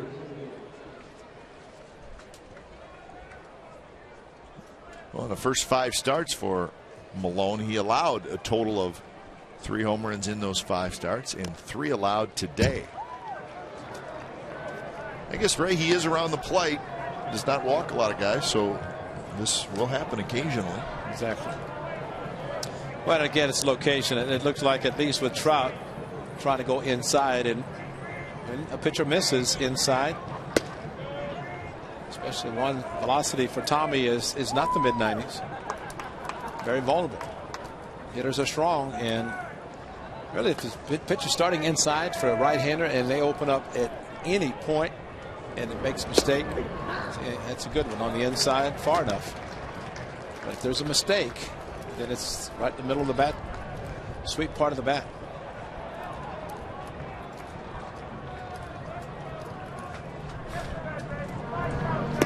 Kendrick swings at the changeup, side retired, but Trout homers, Trumbo homers, both solo shots.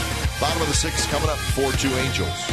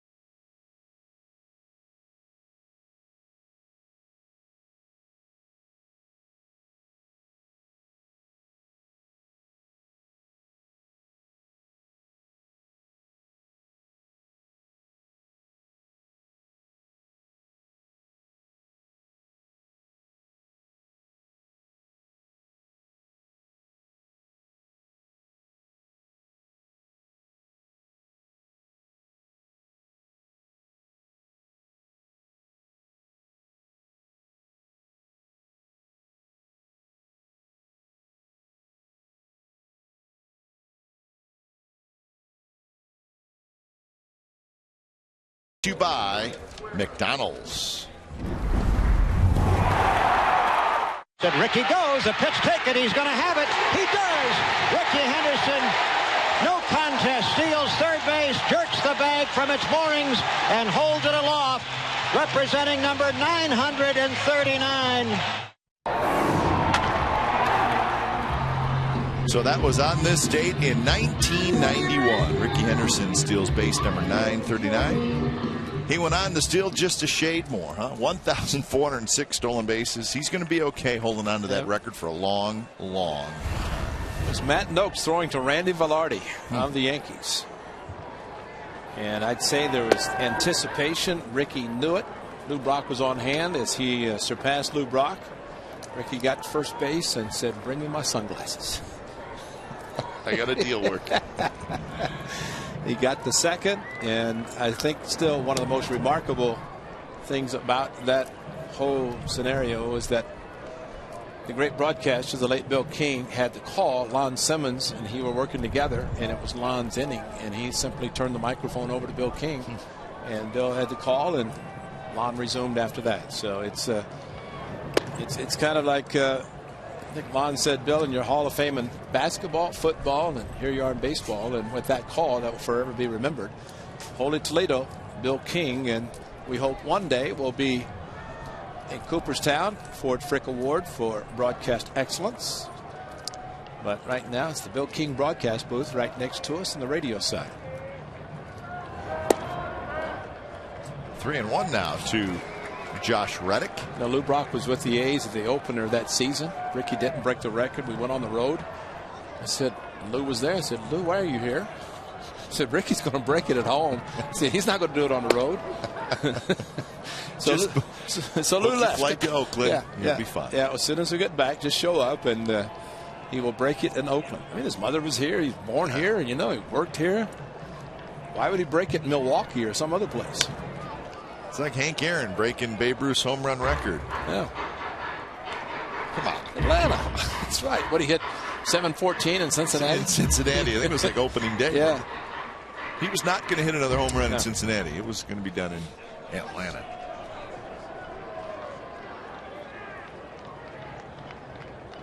Pitch number 106 from Wilson. And he walks Reddick. So Reddick has been on base 3 times, a couple of walks and a single. Well, Gary Cederstrom has been giving the outside part of the plate. Hank Conger maybe mentioning something to the veteran home plate umpire, but it's almost like the shoulders twitched a little bit, but no arm came up for the strikeout, and probably was the good call. Gary Cederstrom wearing the full hockey mask to protect his head. So here's Luke Montz in the dirt. The A's have certainly showed that come from behind ability this year already, as they had last year. So in their case, just keep the game close.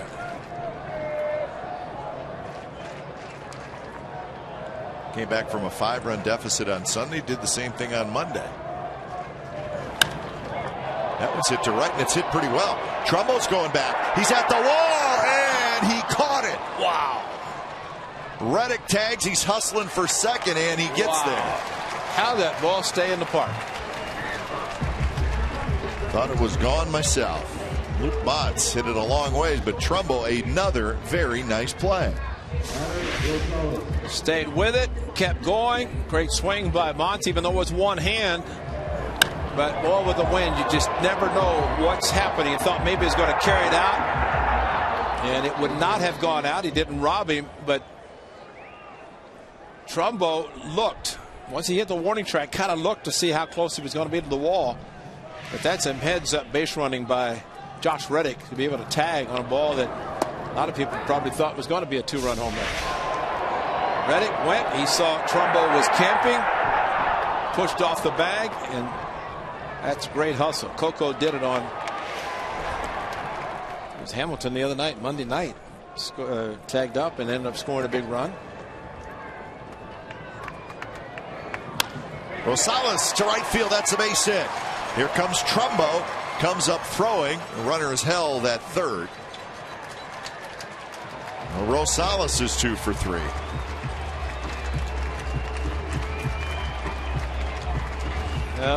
Mike Socha just said, Mike Butcher, get on the phone. Somebody's going to get up, because pitch count getting up there, but off-speed pitch, inside-out swing by Adam Rosales.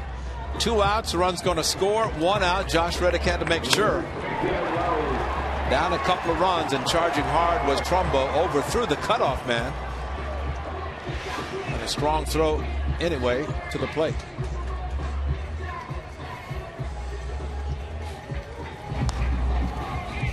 So they're moving around quickly. And Michael Kahn gets up.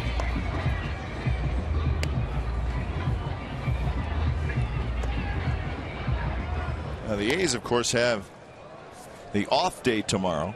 The Angels do not. They will go home after the game, and they will host the Baltimore Orioles for a 4-game series. So that will start tomorrow night.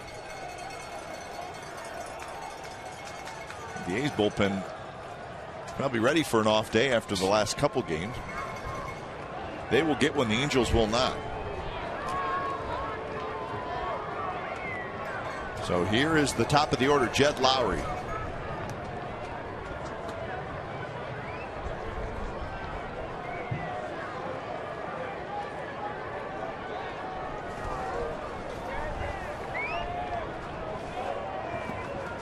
Lowrie has walked and robbed of a hit in right field and has a sacrifice bunt.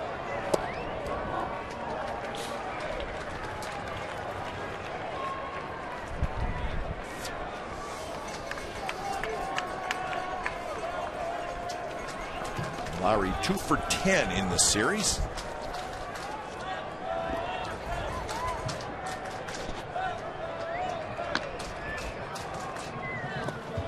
Inside, Conger blocked it.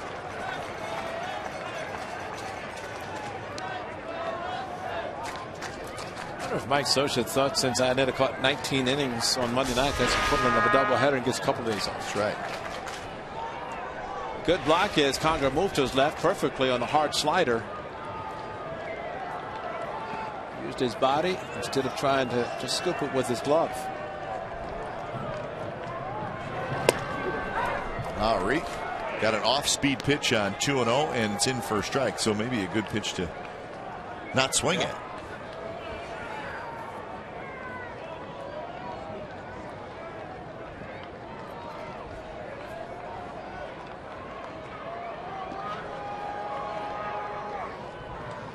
Swing and a miss. 2-2 to Lowrie. A's have had some chances today. They've stranded 7 through the first 5 innings. Yeah, the 2-0 breaking ball, 2-1, make it 2-0, and then got the strike, and then 2-1 fastball. So he's got to throw in a couple of different pitches. Outside, and now a full count. Norris on deck. Well, this might be beneficial for the Athletics and for Rosales at first being held somewhat by Albert Pujols, but the left-handed pitcher can't break too quickly if he's going to be running, but just the fact that if he does take off and ground balls hit might enable the A's to score a run.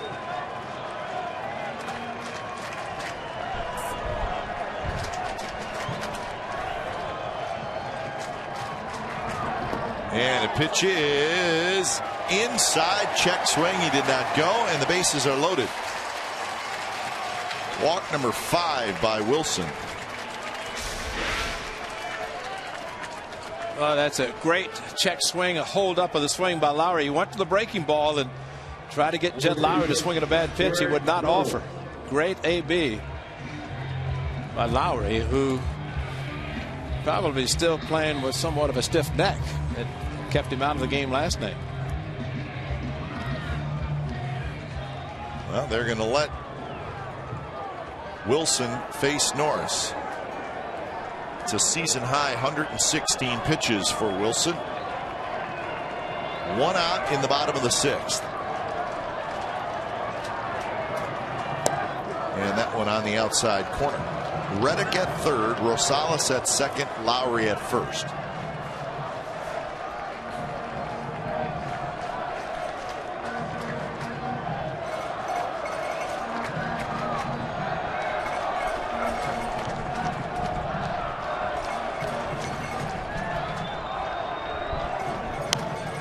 Pop-up foul up over the Angels dugout. A lot of motion that time, and then kind of not the true change up, but at 86, his fastball has been anywhere from 91 to 92. And 90, so he's varying the velocity of the fastball, but that was more motion and deception than anything.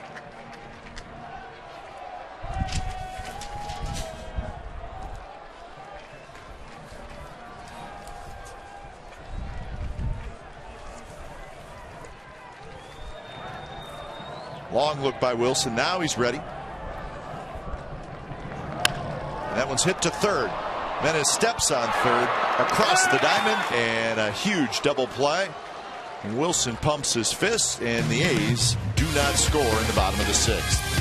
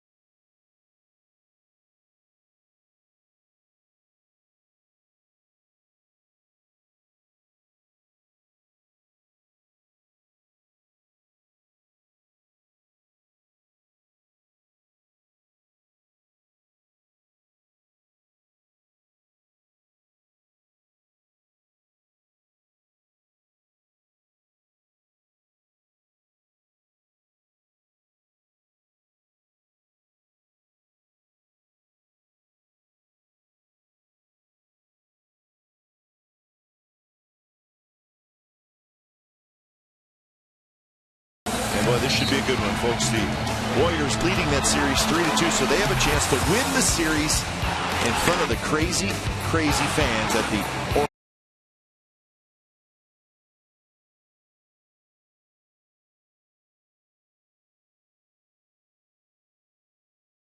It's over on our sister station, Comcast Sportsnet Bay Area. Got to find a good sports bar to watch that. We'll be in New York. We'll be cheering for the Warriors. Things got a little chippy last night in Game 5. Pretty physical play, but what was the confrontation with the head coaches? Yeah, well, they sticking up for their team. Both teams playing pretty aggressive. Nuggets knocking Steph Curry around a little bit. See what happens tomorrow night.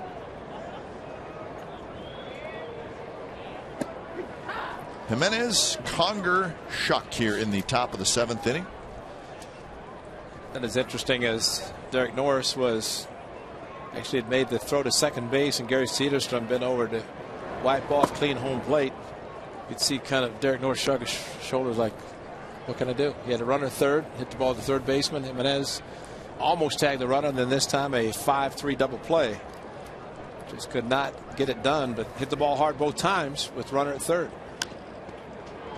But it's got to be really hard, though, Ray. I mean, you're ticked off, you're disappointed, you're bummed out, and then you got to go back there, and in this case, Norris has to catch. That's right. That may be better, though, as opposed to maybe standing out in the outfield thinking about it. Well, catcher, you got to get right back into the game. You get back into it and forget about your offense, and separate the two, put the gear on, and realize you're a catcher and take care of your pitcher. But man, it is hard. Especially you want to do so much to help the pitcher, who has given up 3 solo home runs.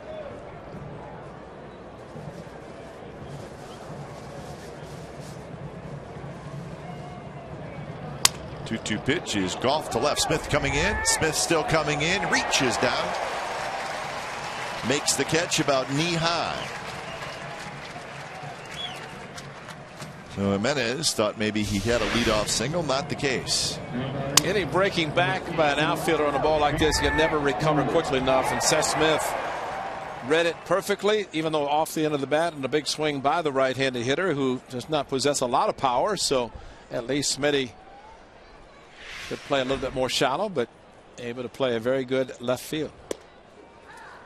Strike to Conger, who is 0 for 2. Conger hit a ball to the wall in left field in the 5th inning. He thought maybe that he had a 3-run homer.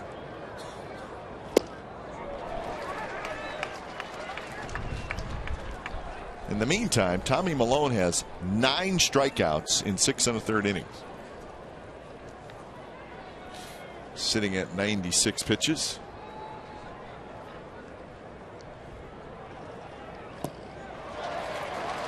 And that right there is going to tie a career high in strikeouts.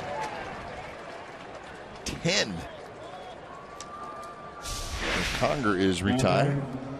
Another changeup, another beauty, especially off the plate. Actually out of the strike zone. That's a chase changeup.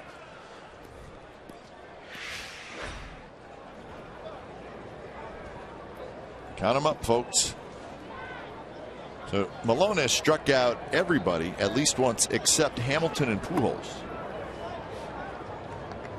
Of course, Hamilton strikes out a lot.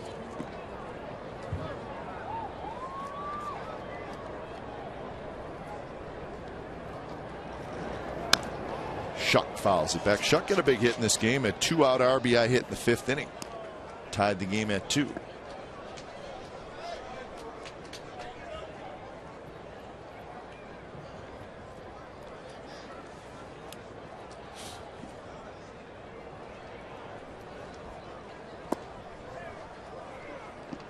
Neshek warming up quickly out in the bullpen. It does not take Pat Neshek very long to get ready.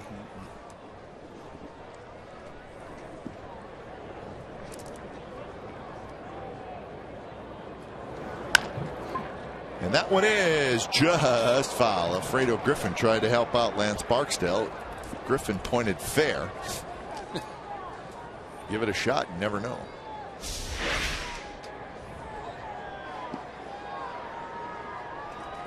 Wow, that hit the bag. If it did, it'd probably be a little bit of an argument. So 2-2 the count. This one is fair, right to Fryman. Side retired. So 3 up, 3 down inning for Tommy Milone. 7th inning stretch, 4-2 Angels.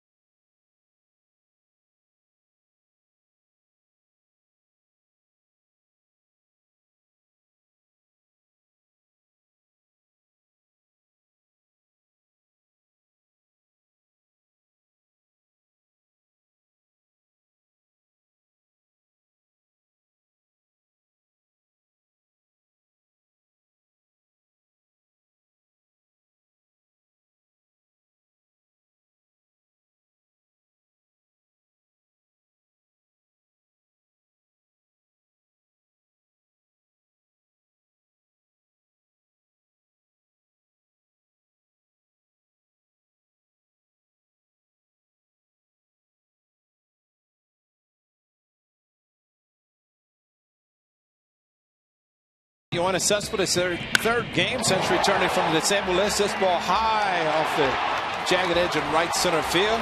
Scoring Moss and another runner behind him, and then a ball to left center off the wall. And that would result in a triple, scoring a couple of runs. And the sacrifice fly a little later. And he's due up second in this inning, so maybe he can contribute in this game as well. So Seth Smith is going to lead it off, and then, as Ray said, Cespedes followed by Donaldson. So you think about where these guys hit. Smith, a left-handed hitter. Cespedes, Donaldson, right-handed. Could this be the last hitter for C.J. Wilson whatever happens with Smith. We'll see. Kahn is throwing like he's ready to come in. 119 pitches for Wilson. First pitch is a strike to Seth Smith, who is 0 for 3, couple of strikeouts and a fly ball to center field.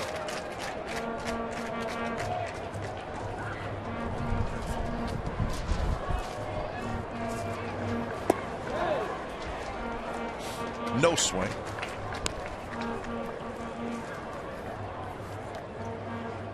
The Orioles and the Mariners will play tonight in Seattle. Chen and Harang, the pitching matchup in that one. That one hit deep but foul. Well foul.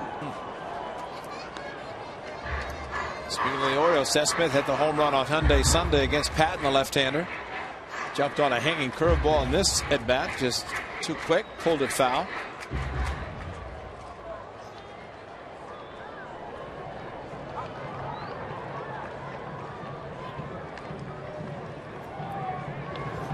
Swing and a miss. So a fastball, and Smith strikes out, and that is going to do it for C.J. Wilson. 123 pitches, and he's going to leave with a 4-2 lead. So he has weaved in and out of trouble really the entire game. The A's have had base runners in just about every inning. So Wilson trots off, and when it's time for change, think Speedy Oil Change and Tune-Up, your oil change tune-up and smog experts.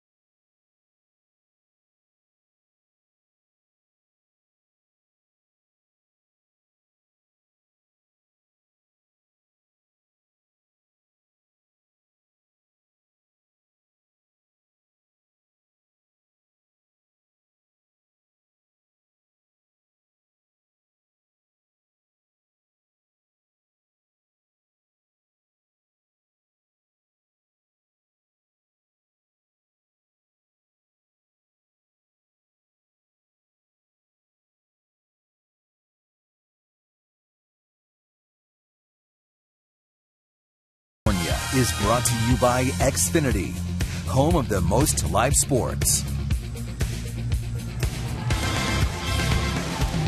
So C.J. Wilson can only get a win today. He cannot get a loss. He leaves with a 4-2 lead. A's had him on the ropes in the first inning with the bases loaded. They had a lot of base runners against Wilson. He gave up 6 hits, but 5 walks as well. So it's Michael Kahn who comes in. Well, we saw him come in on Monday night and throw hard, throw 95-mile-an-hour fastballs, and strike out some hitters. They were a little bit tardy in their swings then.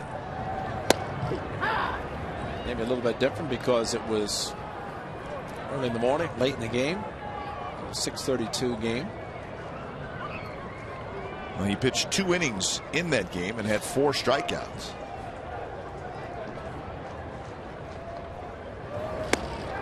And there is the fastball, and it's 0-2. So Michael Kahn facing Cespedes.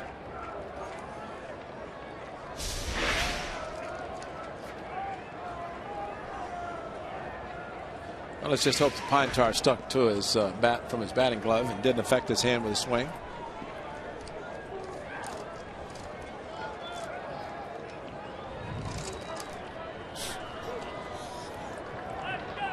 So 0-2.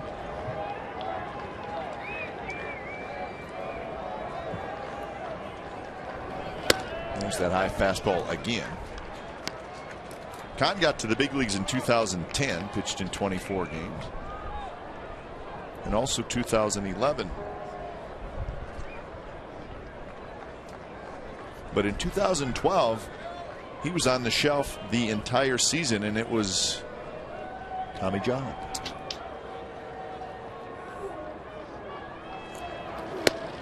And he got him swinging. Well, we've been impressed with Michael Kahn. Well, maybe they just wanted to end a little bit extra. It's 95. It's not affected his fastball. It's four seam right over the top. Cespedes, a little slow, a little delayed swing. Not able to make contact on a good fastball from the right-hander. Ray, you think Tommy John surgery hasn't come a long way in the last 10, 12 years? Kahn had the surgery on April 12th of last year.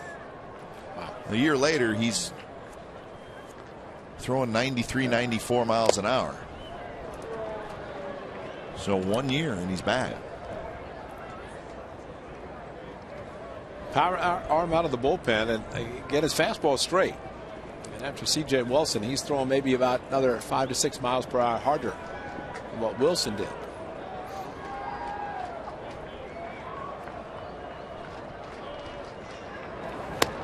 And he keeps pumping that high fastball in there, and the A's keep swinging at it.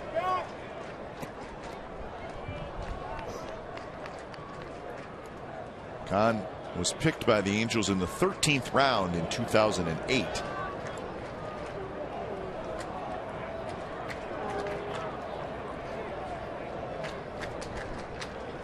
Donaldson a walk, a double, and a strikeout today. His double knocked in a run in the third, and he later scored in that inning.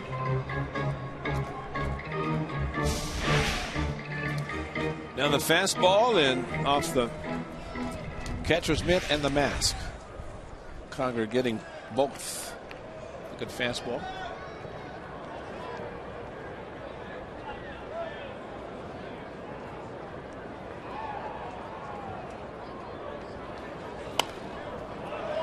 To pitch a breaking ball that Donaldson fouls off. Trout, the center fielder, shaded well into left center field, so they like Donaldson to pull. So you have to wonder, though, if he throws 95 to the outside part of the plate, he's going to hit the ball to right field. I'd be surprised unless he really cheats, and it's hard to do with a couple of strikes to cheat that much on a fastball away.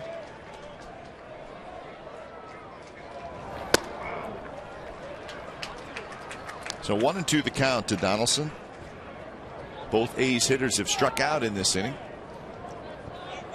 Smith against Wilson and Cespedes against Kahn.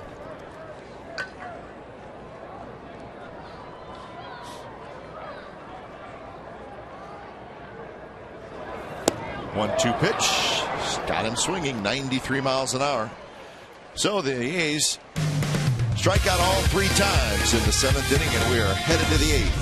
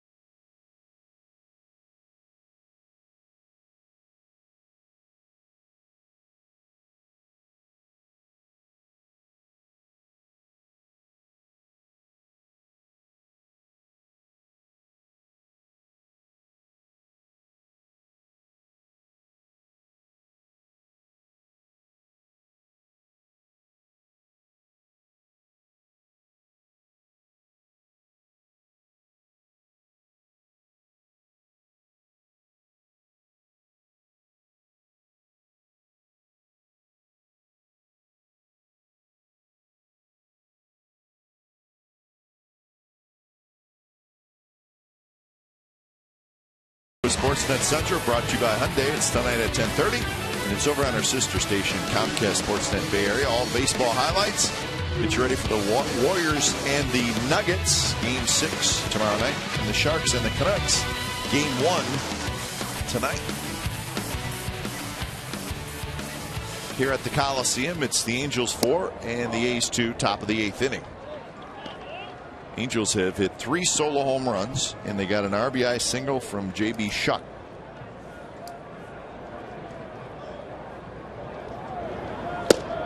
Kendrick, Trout, and Trumbo have hit the 3 solo home runs in the game.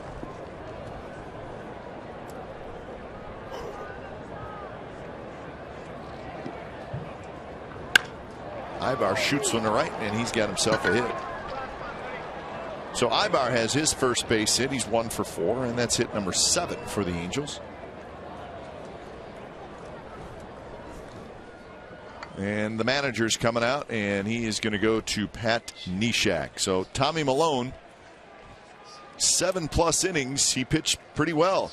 Ties a career high 10 strikeouts, but the long ball got him a little bit today, and he leaves trailing 4-2. When it's time for a change, think Speedy Oil Change and Tune-Up, your oil change tune-up and smog experts.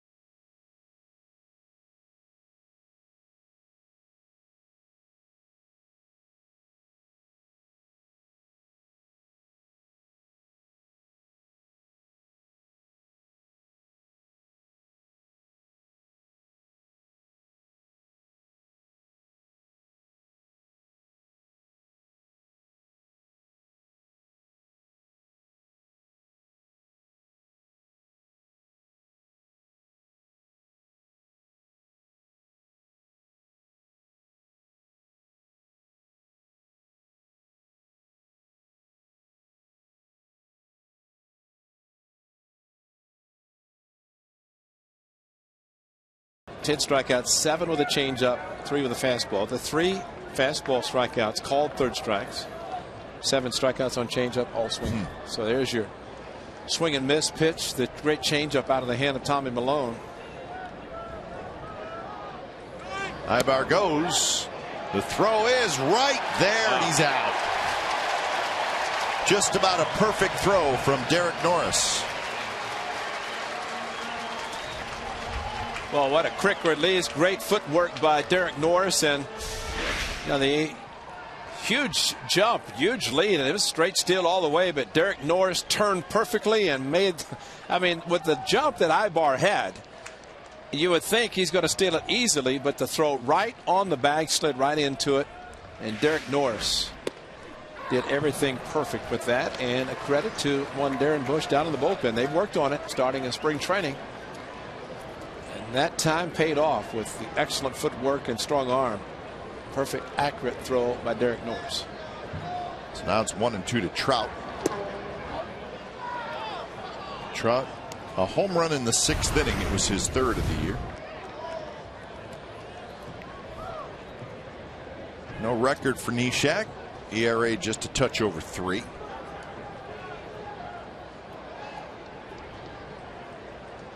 His job is to get right-handed hitters out. Got a couple of good ones in Trout and Pujols.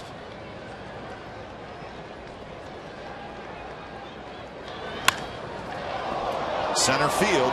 Cespedes going back. He's near the wall, and he falls down, and it shoots away from him. And here comes Trout, and Cespedes better hurry, and they're going to hold him at third.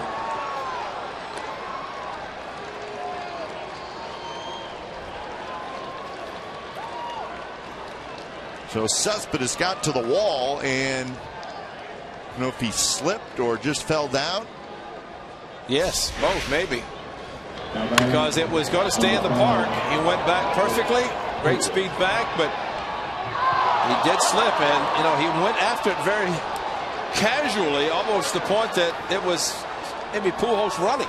But that was Mike Trout, and he was flying around the bases.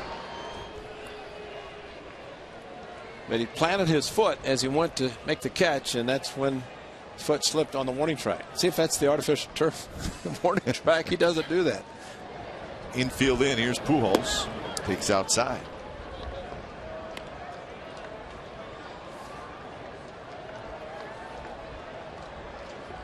So a triple for Trout. Slider, swing and a miss by Pujols. Pujols is 0 for 3. A ground out, and then a fly out to left and a fly out to center.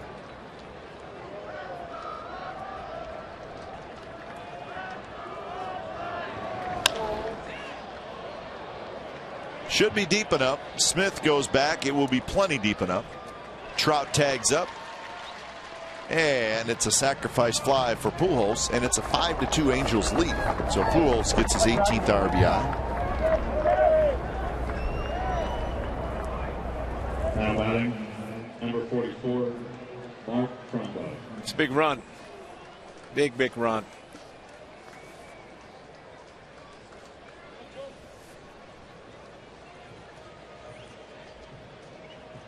So 2 outs for Trumbo. It turns out the caught stealing of Ibar and the great throw by Norris helps the A's somewhat in this inning. Trumbo homered in the 6th. A home run that was reviewed. It was originally ruled a double, but reviewed, and it was a home run. It went right over the out-of-town scoreboard in left field.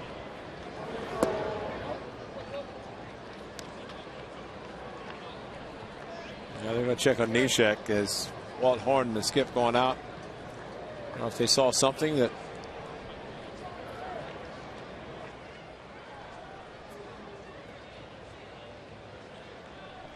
See Neshek nodding his head down. Bob Melvin shaking his head. Be honest with me now. What happened? Something happened. Let's see if we see something on the pitch to Trumbo.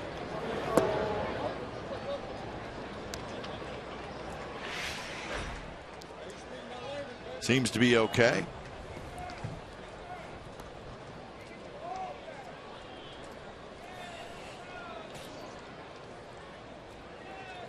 So 2-0 to Trumbo. Be careful here.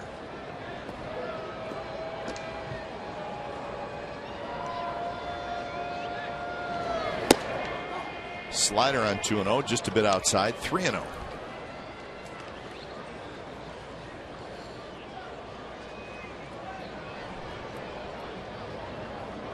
Trumbo has homered in all 3 games in this series.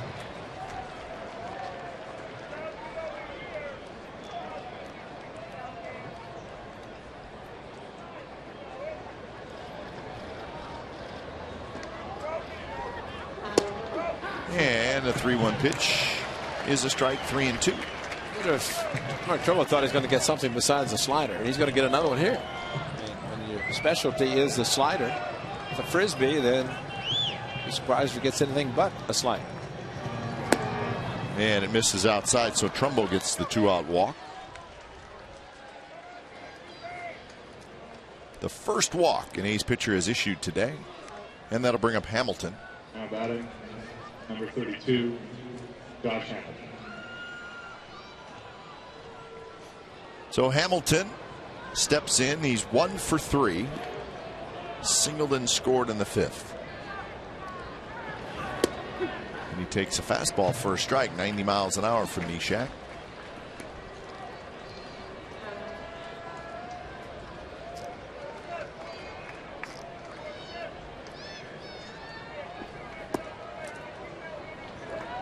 with Scribner and getting ready quickly.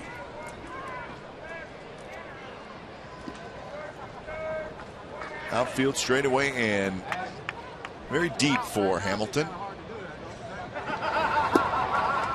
Cespedes is playing just about as deep as I've seen a center fielder play.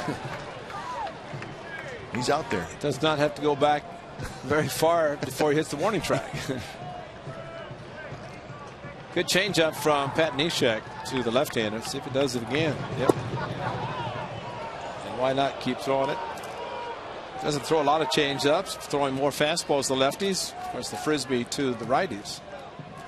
There's your distance. You can see where Seth Smith is playing, but Cespedes just to the left of the screen.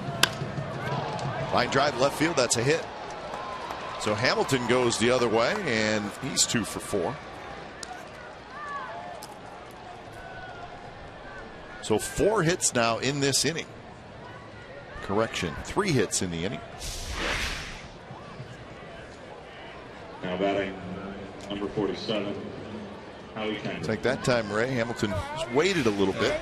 Well, it's 83 and the fastball. That's the difference in the velocity and the changeup differential from Pat Neshek. There's not that much of a difference. Plus, he's very vulnerable to the lefties with the drop down. Kendrick steps in, trying to add on. A run is in here in the 8th inning.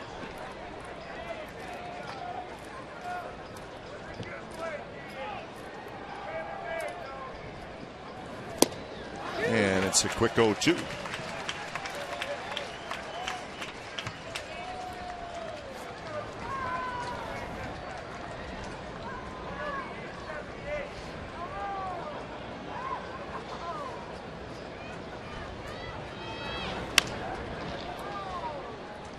So an 0-2 slider that was up out over the plate. Actually, Kendrick likes the ball. Yeah.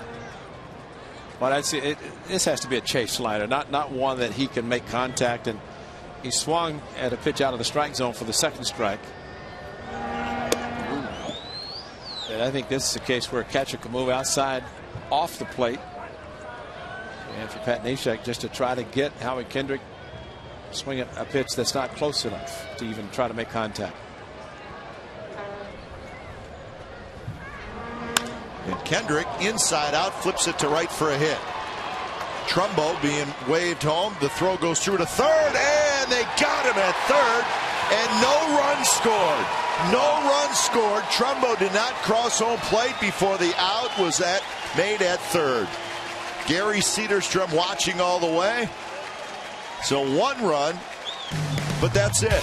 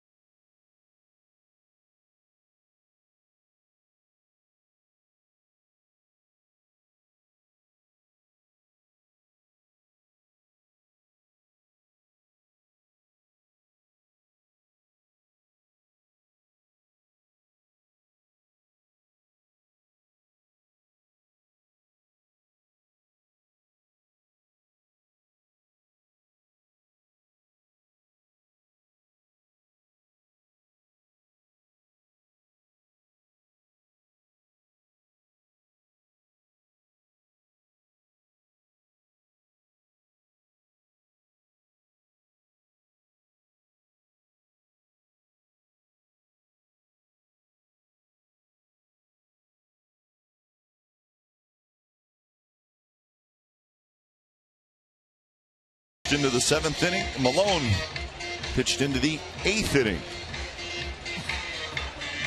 But an interesting play to end the top of the 8th inning. Angels should have had another run, but Reddick throws out Hamilton at third, and Donaldson's tag comes before Trumbo crosses home plate, which means the Trumbo run does not count. That's heads-up umpiring by Gary Cederson, the home plate umpire, to be able to see the whole play developing in front of him. Strong throw, accurate throw by Josh Reddick. But unbelievable that so many times a runner at second base figures he's going to be an easy score with 2 outs. He's breaking on contact. But Josh Reddick charged the ball, picked it up, and a one-hop throw to third to Josh Donaldson. And Gary Cederson right on top of him. So we see that play every once in a while. Every once in a while. Saw the A's in the game of Boston many years ago, and a throw to third from the left field for the runner across the plate. So Fryman, Reddick, and Motts here in the bottom of the 8th inning. I've never seen Mike Scioscia so upset in a series for various reasons, and upset again on that play. Doesn't mind runner trying to go first to third, but expects the runner to score. And sometimes, Ray, a runner will do that. In this case, Hamilton, to draw the throw away from home plate to make sure the run scores. And he may have been doing that, but it didn't work. So let's watch all the action on this play. Howard Kendrick got a pretty good pitch to hit. Double box here, and Trumbo slows down right there just a little bit. And Gary Cederson was watching because he was in a perfect line to watch and see where Trumbo was at the plate. Slow down. He did slow down. So that's the mistake right there. I don't think you can blame Hamilton for that. No, and we have seen throughout the years the aggressiveness of the Angels first to third. And the inside out with 2 outs, contact, runners taking off. Because if you're Mark Trumbo, you're going to look and you're going to see that they're not making a play at me. That means they're making a play somewhere else. I got to score. But he could also say they're not making it on me. They're not going to throw him out, and I can slow down a little bit. And all that worked out. But again, Gary Cederson, the home plate umpire, perfect position to make the call. Donaldson in your right screen. Trumbo slowed down. There's the tag. And look where Cederson, the home plate umpire, is. He saw the out call at third and immediately waving his hands, indicating the run did not score in enough time. Great positioning by the home plate umpire. And that one hits Fryman, and either way he was going to get to first, whether it be a walk or a hit by pitch. Now the guy who hit it is Howie Kendrick, and it's an RBI for him. You know what? I don't blame him. Well, RBI for him, RBI and a run for the team. And when you're... So when it's time for change, think Speedy Oil Change and Tune-Up, your oil change, tune-up, and smog experts.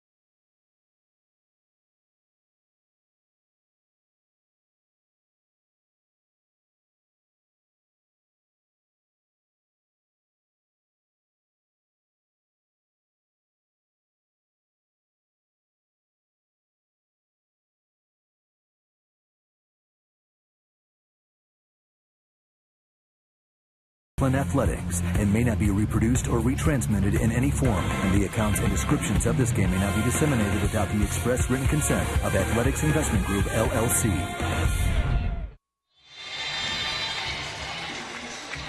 So it's a 5-2 Angels lead. Trumbo's had a great series, but he made a mistake in the top of this inning, cost the Angels a run. Scott Downs, the left-hander, comes in to face Reddick. A's have the leadoff man on here in the bottom of the 8th inning, trailing by 3.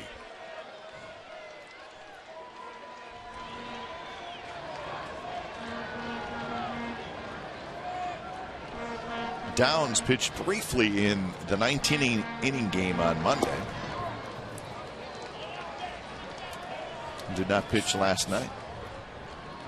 Kind of a specialist, although right now it doesn't matter. Lefty hitting, righting the on-deck circle. Another righty, then a switch, another righty. So he is capable to get lefties and righties out. The righties would have a chance to face him after Reddick. Bounce toward first. Pujols makes the play there. Throw back to first, not in time. Downs was covering, but Albert Pujols handles the hard ground ball to get the lead runner. So Reddick reached on the fielder's choice. Accurate throw from his knees, and it meant the pitcher Downs had to get to the bag. He does, and throw from Ibar, while accurate a little bit late because of the hustle by Reddick getting down the line.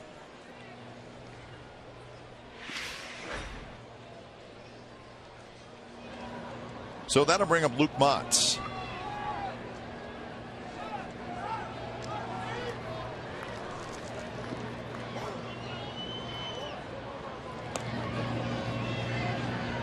Scribner and Cook. Scribner's been up for a while.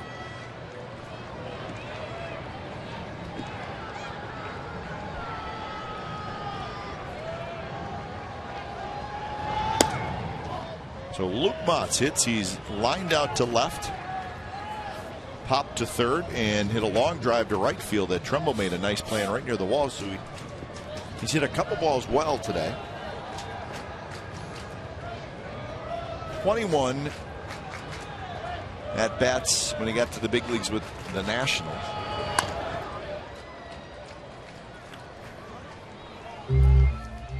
Luke Motz. Think about it. You're part of the big leagues with your AAA team on the road, and you're getting ready to take off on a big league 10-day road trip, 10-game road trip. That's not on his mind right now. On his mind is trying to do something, and faces another lefty after C.J. Wilson facing him 3 times.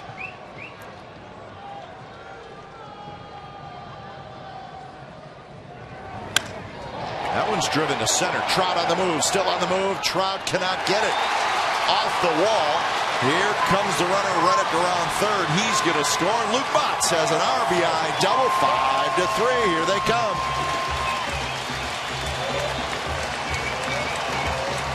You know it's hit hard if Mike Trout doesn't get to it. And Luke Motz has had some good at-bats today. Fastball away, one-handed swing again. This ball hooking away from Mike Trout. It's not going to go out, but it's going to find the gap. Another runner in scoring position, and the ball just kept hooking and then over the head of Trout against the sign. So a nice swing by Luke Motz. Again, what he did in the spring training, getting a chance to play a lot because of the lengthy spring training. And the A's happen to have him up here swinging from the right side. Well, now it's a 2-run game, and Rosales will hit.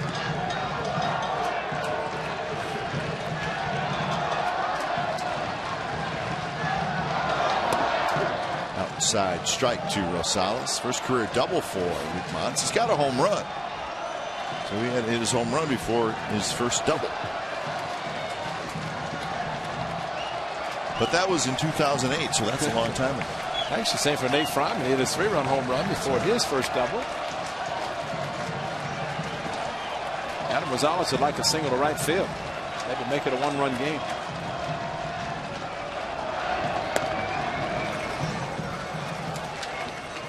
How many times is that pitch called a strike? Yeah, no, I thought it was going to be called. It goes around the plate, and Gary Cedarstrom's had a very good day because that's a legitimate call on a pitch that goes around the plate to get to the catcher.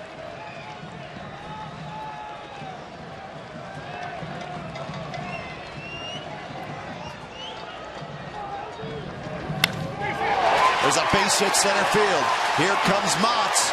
Trout's throw to the plate is just a bit late, and it's 5-4. Here come the A's again.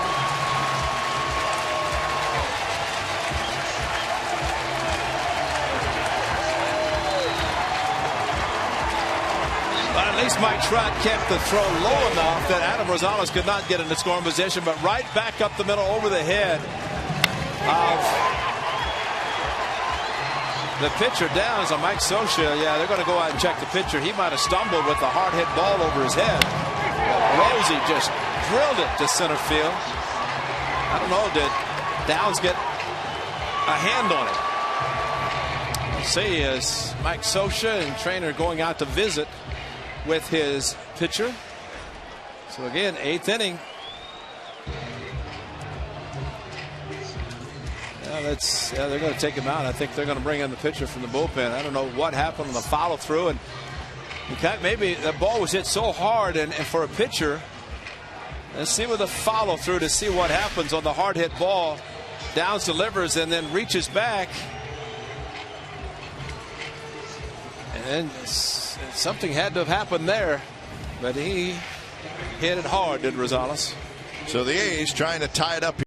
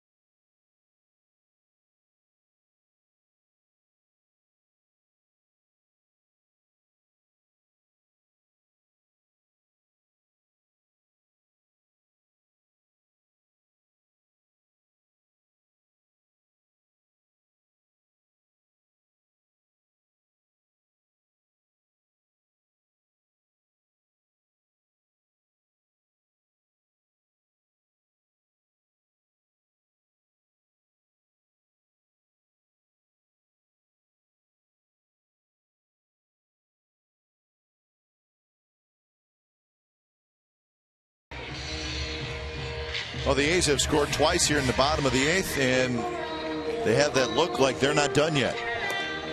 1 out. Rosales at first, 2 runs in, and the Angels are going to their closer, Ernesto Frieri. So Frieri comes in here, and if he's going to get a save today, he's going to have to earn it because he's going to have to get 5 outs. Well, the A's scoring, of course, 2 big runs in this inning, but you go back to the 3rd inning. Cespedes on an 0-2 pitch was grazed in his uniform and reached first base, and then back-to-back doubles, just played 2 runs. And in this inning, Fryman with a 3-2 pitch, I guess, did you say it was considered a hit by pitch? They said it hit him, yep. But either way, he was going to reach base, hit by pitch, and with the fielder's choice by Reddick, he has scored, and Rosales has made it a 1-run game. Well, Ray, I want to make this special announcement. Comcast Sportsnet has received 24 Emmy nominations this year in 11 different categories. The nominations include Station Excellence and News Excellence for Sportsnet Central, among the many nominations. So we're always very proud of that. Congratulations to President and General Manager of Comcast Sportsnet Bay Area, Ted Griggs, we like to call him our fearless leader. That's right.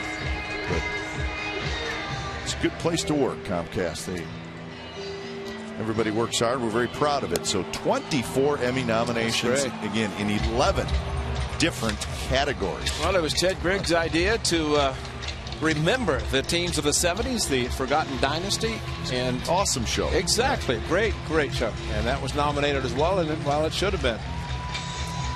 That was a great show, and it continued to be shown, and everybody that sees it comments on how great it was. And I know all the players from those 3 years, 73, 2, 3, and 4, appreciate the acknowledgement and the success of those teams. Ted Griggs said he grew up watching, and he wanted to recognize them, and he did.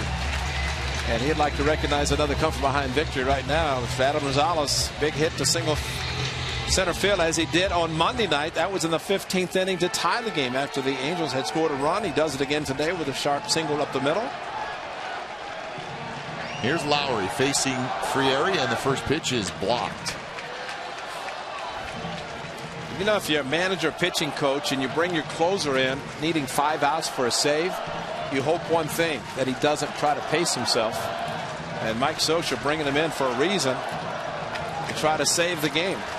Already 2 runs have scored, and the A's still with just 1 out in the 8th inning.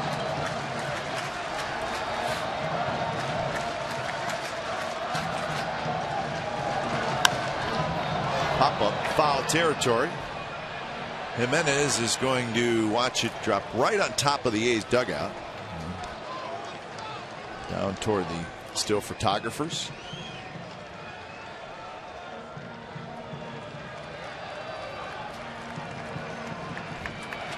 So the count even to Lowry, with Norris waiting in the on-deck circle, but he has been replaced in the on-deck circle by Jaso.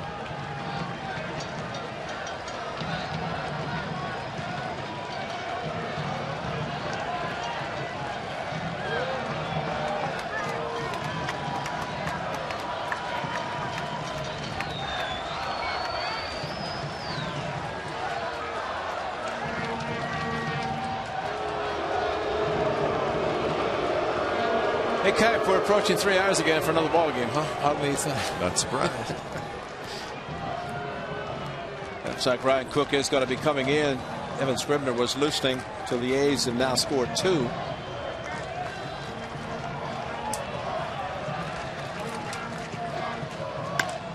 Lowry toward left field. Going back is Shuck. And over toward the line, and Shuck has it. So Lowry is retired for the second out here in the 8th inning. And here comes the pinch hitter, John Jaso. Pinch hitting for Derek Norris, number 5, John Jaso.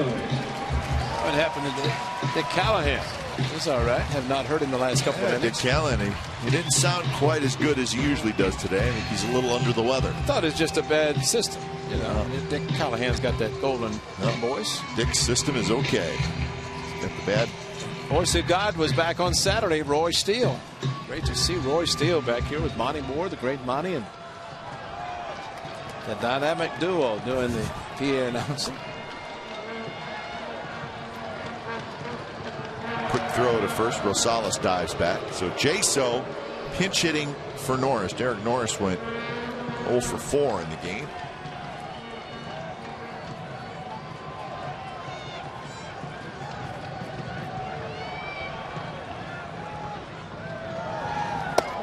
First pitch is just a bit outside. I think John Jaso's thinking about this. Alan Jepson jumped on a fastball, 3-run home run, just over a short fence in right field. His first ever pinch hit home run. Make it 2. Frieri takes a little off and gets a strike.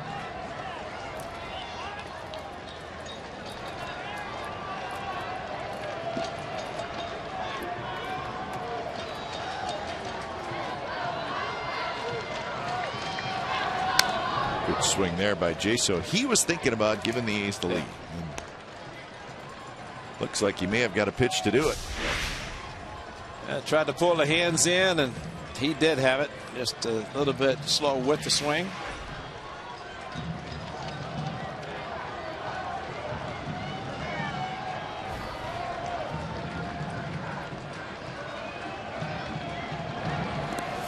Almost hit him. Rosales got off first a little bit too far, but he hustles back. How'd that miss the foot of John Jaso? Hard slider down and in. After last night, I think Conger's done a good job blocking balls in the dirt, something he did not do very well last night. He might have had him up in the batting cage working on blocking balls last night. He has done a much better job today than last night. Getting a chance to play back-to-back games, I'm sure, has helped him.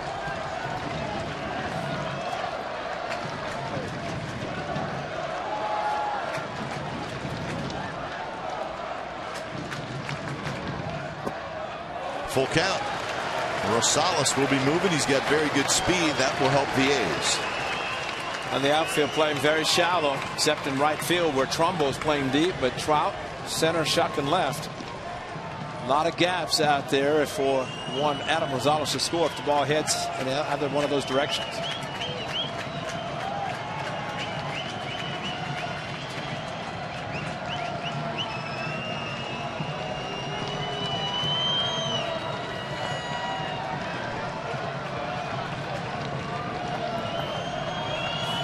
There goes Rosales, and the pitch is way outside, not close. Jaso with the walk. Now the tying run is in scoring position. Seth Smith probably extremely happy that he gets to face a righty. His last at bat was the last batter that C.J. Wilson faced, struck him out. So 3 strikeouts today by Seth Smith. I guess the lefty of the Angels. Right. Angels pitchers walked 7 last night. They've walked 6 today.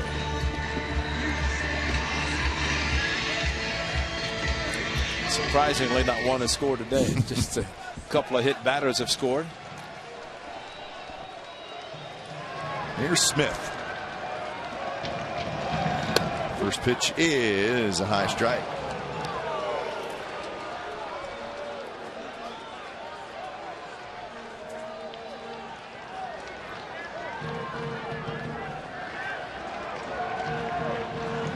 Smith is 0 for 4 with 3 strikeouts.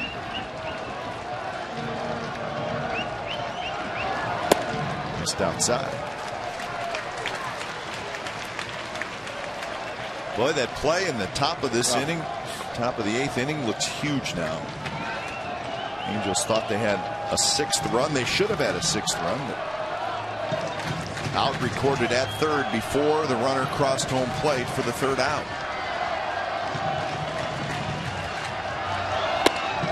2-1. Think about it. If Hamilton's safe and that run scored, the inning's still going. Well, you still got the inning going. First and third, 2 outs, and who knows what might have happened after that. So Mark Trumbo is hoping that Frieri gets the job done, but also this is just the 8th inning. He's have at least another bat. Try to tie it, take it to extra innings, or win it. Right now, great opportunity for Seth Smith.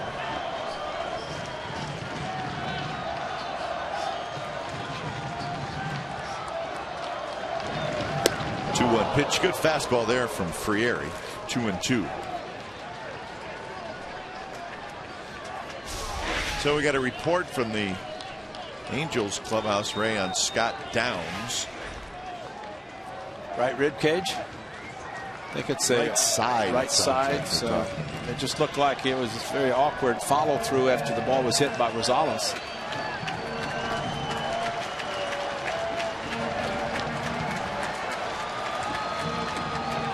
Two pitch. Foul back. So Downs faced 3 hitters and leaves with an injury to the right side. For the Angels bullpen, Sean Burnett, left-hander, on the disabled list. Jepson on the disabled list. For starters, Jared Weaver on the DL.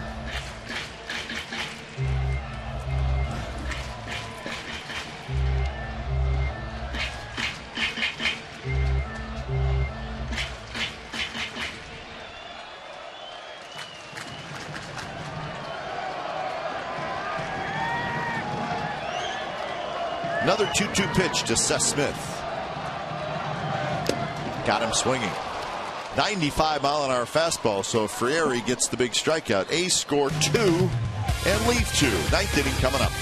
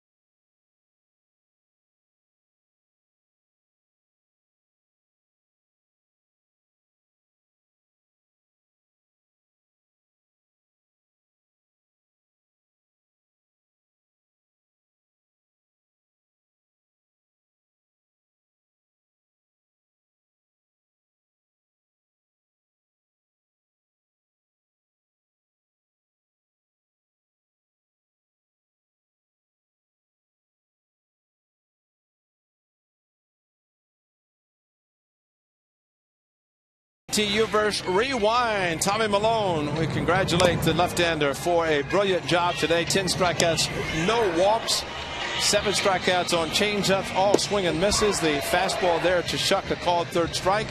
It also have another, actually 2 more fastball called third strike, but the changeup was working perfectly today for Tommy Milone.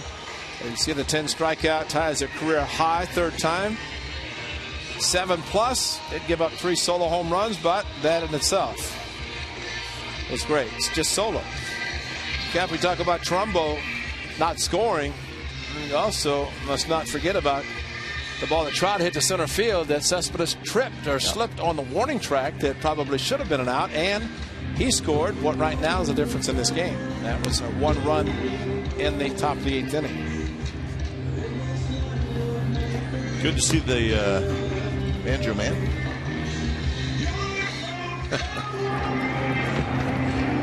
Accompanied by?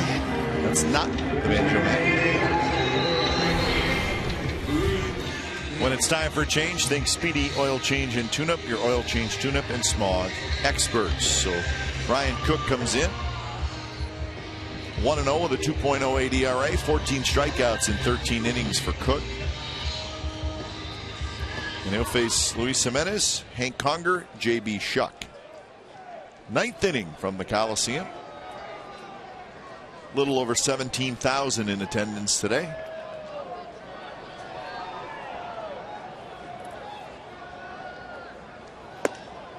Well, if you've been to any one of the 3 games in this series or watched it on TV, it's been full of excitement, that's for sure.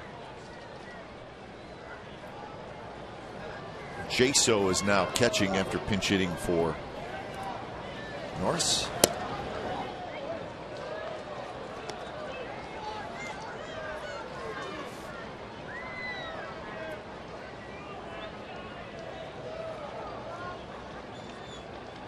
Cook pitched in the 19-inning game, did not pitch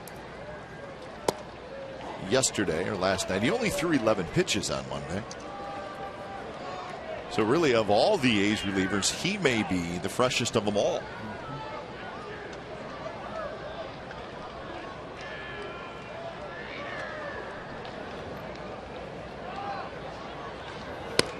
That's high. 3-1 to Jimenez, who's 0 for 3 with a couple of strikeouts and a fly ball to left field. So you're saying freshest and strongest? Well, as fresh as you can be after a couple extra inning games Sunday and Monday.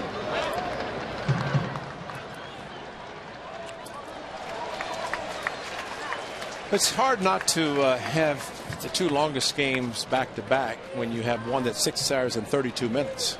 It's true.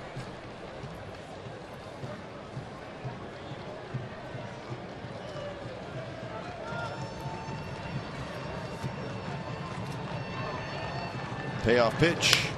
Foul back.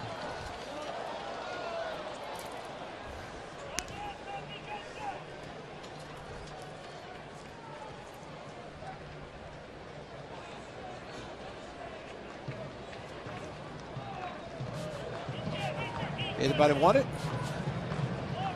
I'll take it.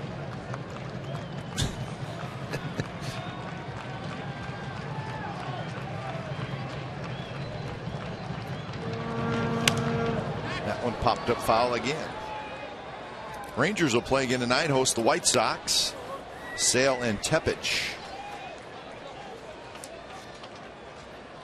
Orioles at Seattle tonight.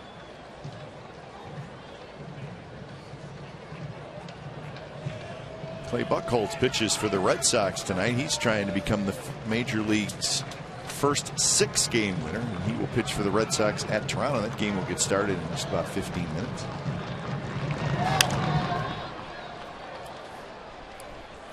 Jimenez and Cook are making a lot of fans happy. That's 3 that have gone into the seats, and 3 adults have caught the baseballs, and 2 have given the baseballs to young children.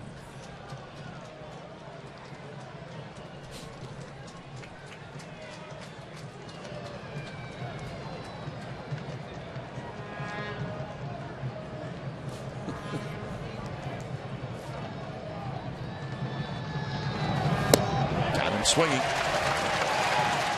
So Cook strikes out the first batter he faces. Jimenez has struck out 3 times tonight. It just kept pounding fastballs, especially once he got to the 3-2 count. Found all 3 and just challenged him. And excellent fastball by Ryan Cook. 1 out for Conger.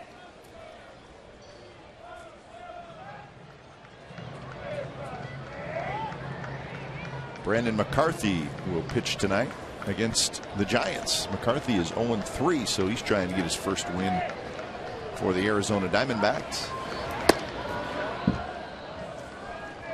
And a 2-year, $15 million deal to sign with the Diamondbacks did Brandon McCarthy. Not a bad deal.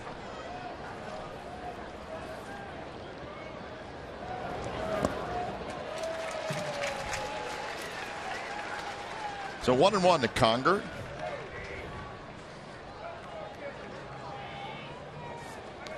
Cespedes is going to lead things off in the bottom of the 9th inning. Let's hope it's a 1-run game.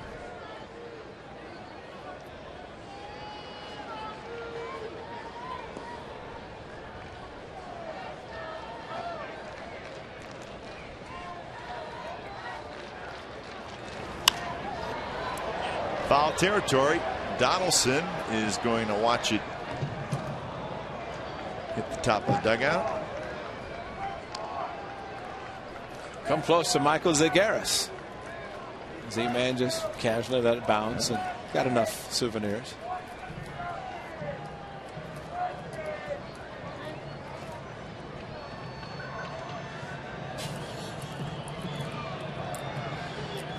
Is school still in session? Must be.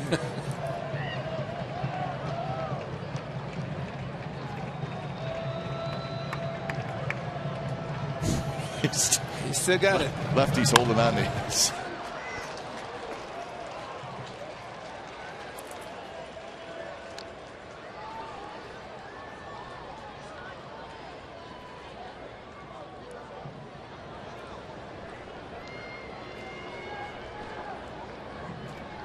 So that time, there's a kid standing on the railing, and the adult grabbed it.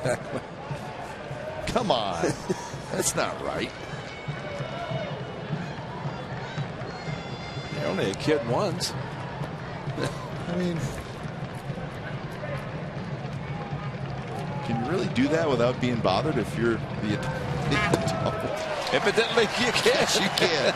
Conger strikes out. Tommy Malone did a great job throwing change-ups, and Ryan Cook has come in and done the same thing in this inning. Back-to-back change-ups to get strikeouts. Jimenez and now Conger flailing at a changeup out of the strike zone. Sure, Tommy Malone had some folks down south watching his performance today and very proud, I'm sure, of the way he pitched from the Southern California area. Just like to see the A's come back for the 9th inning. Slowly hit toward first. Fryman has it. Side retired. All right, bottom of the 9th. More action maybe. 5-4. Angels lead the Athletics.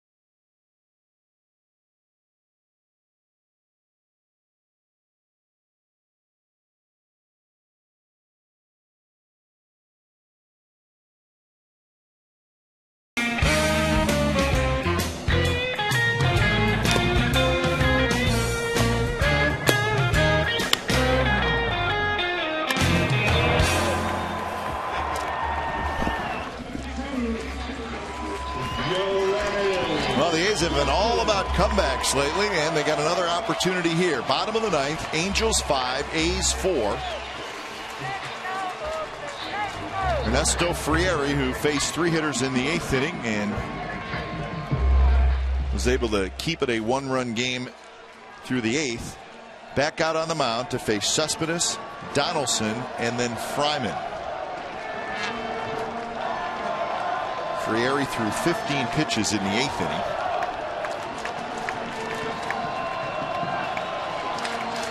First pitch to Cespedes is a bit low.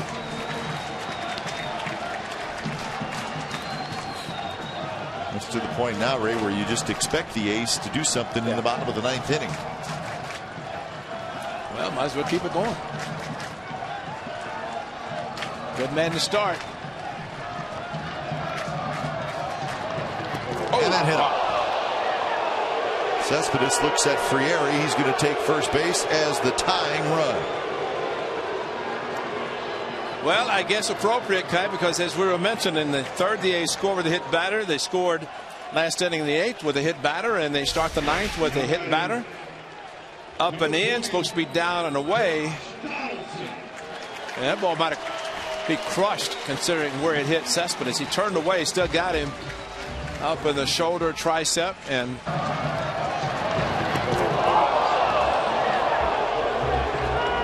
that's a good idea. Cedarstrom out in front, but Cespedes going to first base, realizing he is a potential tying run. That hurt you? You kind of flexing your shoulder there. Oh, well, that's the second time he's been hurt. But you're right, he did score in the 3rd inning after being hit by a pitch. A little bit different this time. He might be motivated to steal a couple of bases now, or at least run hard if the ball is hit by Donaldson. Pitch is low. Moss has come out into the on-deck circle.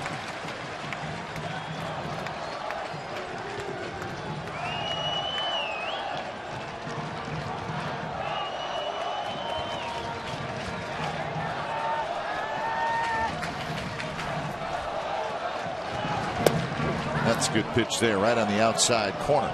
So 1-1 to Donaldson, who has walked, doubled home a run, and then struck out twice. So he's 1 for 3. Donaldson picked up his 21st RBI of the year in that 3rd inning.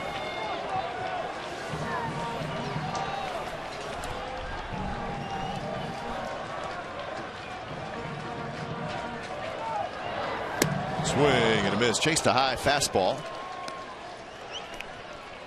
And he's got a key down and zone down. Pitch clearly up in his eyes, and as aggressive as he has been this homestand, that's not a particularly great pitch to try to get on top of.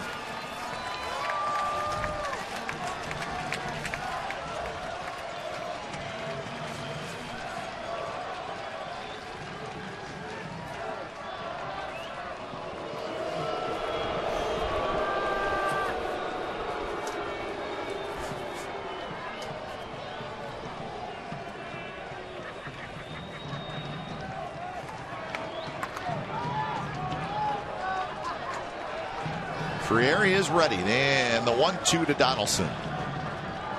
Cespedes runs, pitches inside, throw to second base is, and they got him. He overslid the bag, and they tagged him out. He was going to be called safe, but he slid right past the bag, and Kendrick kept the tag on. He chased back after him, and Cespedes is out. Boy, he got a tremendous jump, looked back, and started his slide too late, and reached back too late. Boy, a pitch out of the strike zone. Pitch was the throw was at second base, but when you slide as late as he did, there's no way with the momentum that you can get close or stay close to the bag.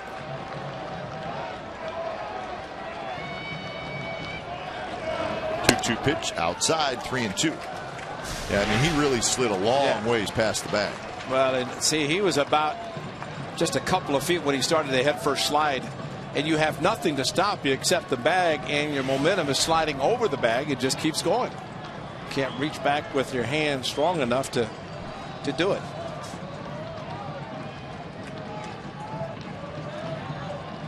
And you know, Ray, I wonder too, he has that protective mitt on his hand, and I think that maybe makes it a little bit harder to grab the bag.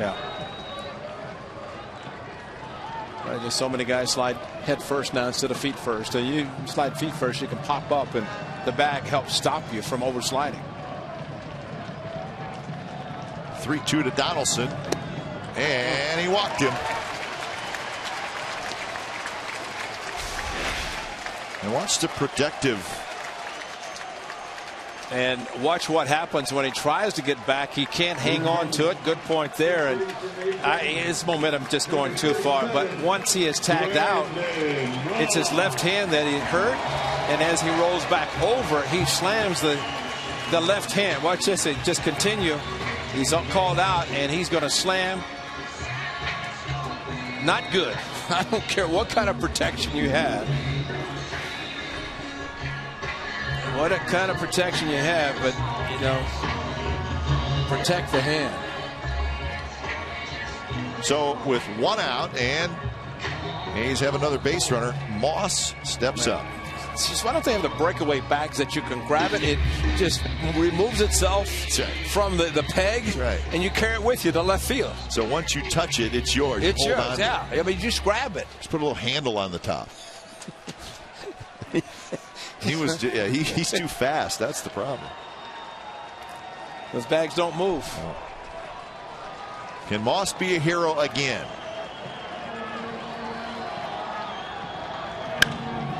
He skies this one. It's going to be a tough play. Shutt coming in, and he's going to get there. It just hung up there.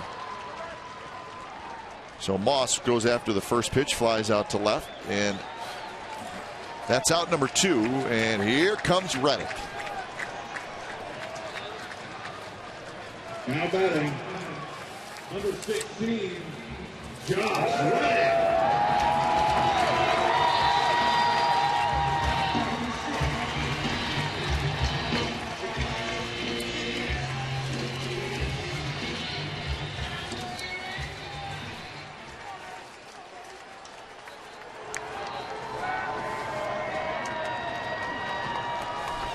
Frieri.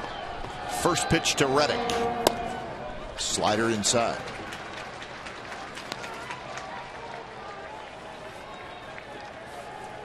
Luke Motz would be next if Reddick can get aboard. I hope he does. I'd love to see Motz come up. Fun. Get a chance to really be a hero.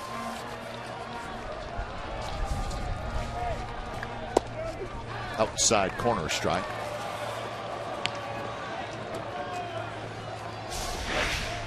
Tailing fastball, and Frieri staying away, and that ball just kept running away from Reddick.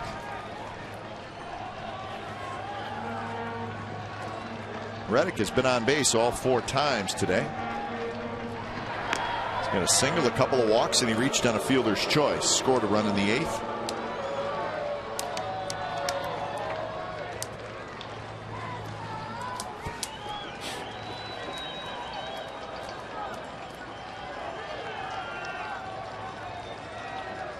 Donaldson is the runner at first. He has good speed. Swing and a miss. Breaking ball and a good one. So now Reddick's going to have to battle. It's 1-2. He is the winning run. Slider down out of the strike zone. Change of speeds. The break on it. He tried to go under it and get it. And probably best that he didn't make contact. Couldn't do much with it. And a good take that time. Frieri tried to throw the same pitch.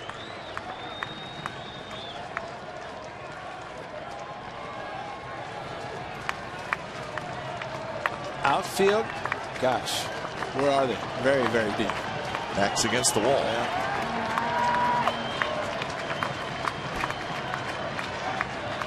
Frieri now steps off. Reddick steps out. 28 pitches by Frieri in his outing today. Eric Sogard out of the on-deck circle to hit for Montz if it gets to him. Montz right-handed. Face the left his day. Sogard the left-hander. Have to get the chance for. Got the Reddick and the glasses man right next to each other with the banners in right field.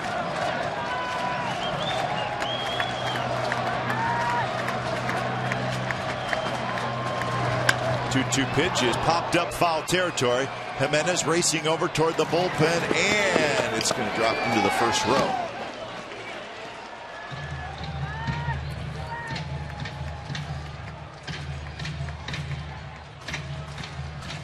So Jimenez ran about 40 yards.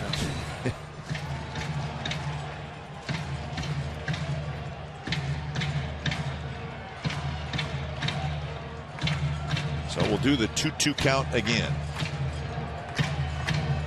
Reddick has 1 home run this year.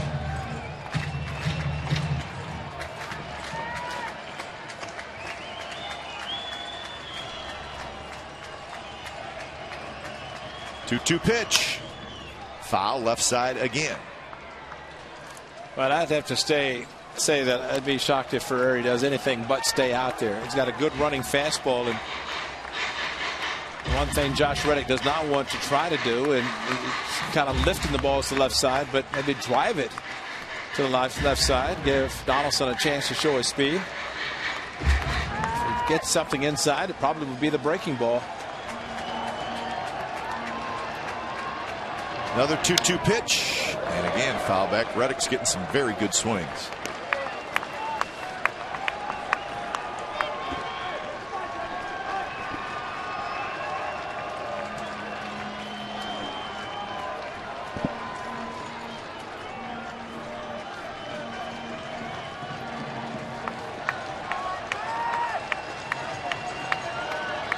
Pitch number 32 from Frieri.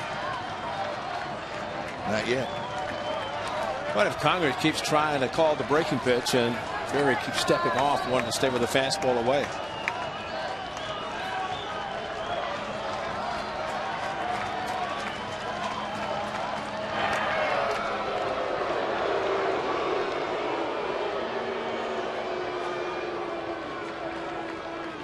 Well, Frieri has plenty of velocity. He's 94, 95 miles an hour.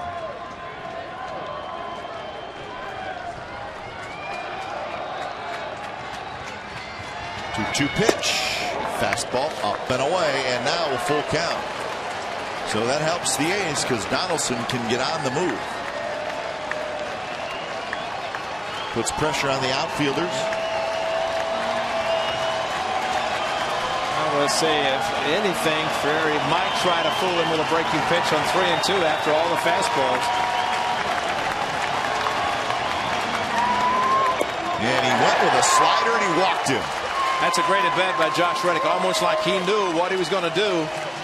And he did throw him fastballs and then throw him the 3-2 slider, and he took it with the pitch down in the dirt. Same pitch he swung over earlier. Well, in this inning, hit, batter, walk, fly ball to left field, walk, but they caught stealing on the overslide by Cespedes. So the Angels pitchers have walked 8 A's hitters today. So it's time one score, finally. None of them have scored. You're right. So Sogard to pinch hit. And now the infield or the outfield, much different alignment. They are playing the normal position with the tying run at second. Frieri kicks the first pitch to Sogard. It is a strike with tailing fastball. A couple of hits last night for Sogard. He's 0 for 2 as a pinch hitter this year. Huge gap between short and third. Pop up, foul territory. Jimenez and Ibar coming together, and Jimenez has it, and that's the ball game. So the A's, as they always do, they make it interesting in the bottom of the ninth, but come up just a bit short. They strand a pair in the bottom of the ninth. Angels salvage the final game of the series. They defeat the A's 5-4. So the 7-game homestand comes to an end. The A's go 3-4 on the 7-game stand. Up next, it's a 10-game road trip starting Friday in New York. 5-4 Angels beat the A's this afternoon. You've been watching A's baseball on Comcast Sportsnet California. Don't go away. A's postgame live with Scott Reese and Shooty Babbitt starts right now.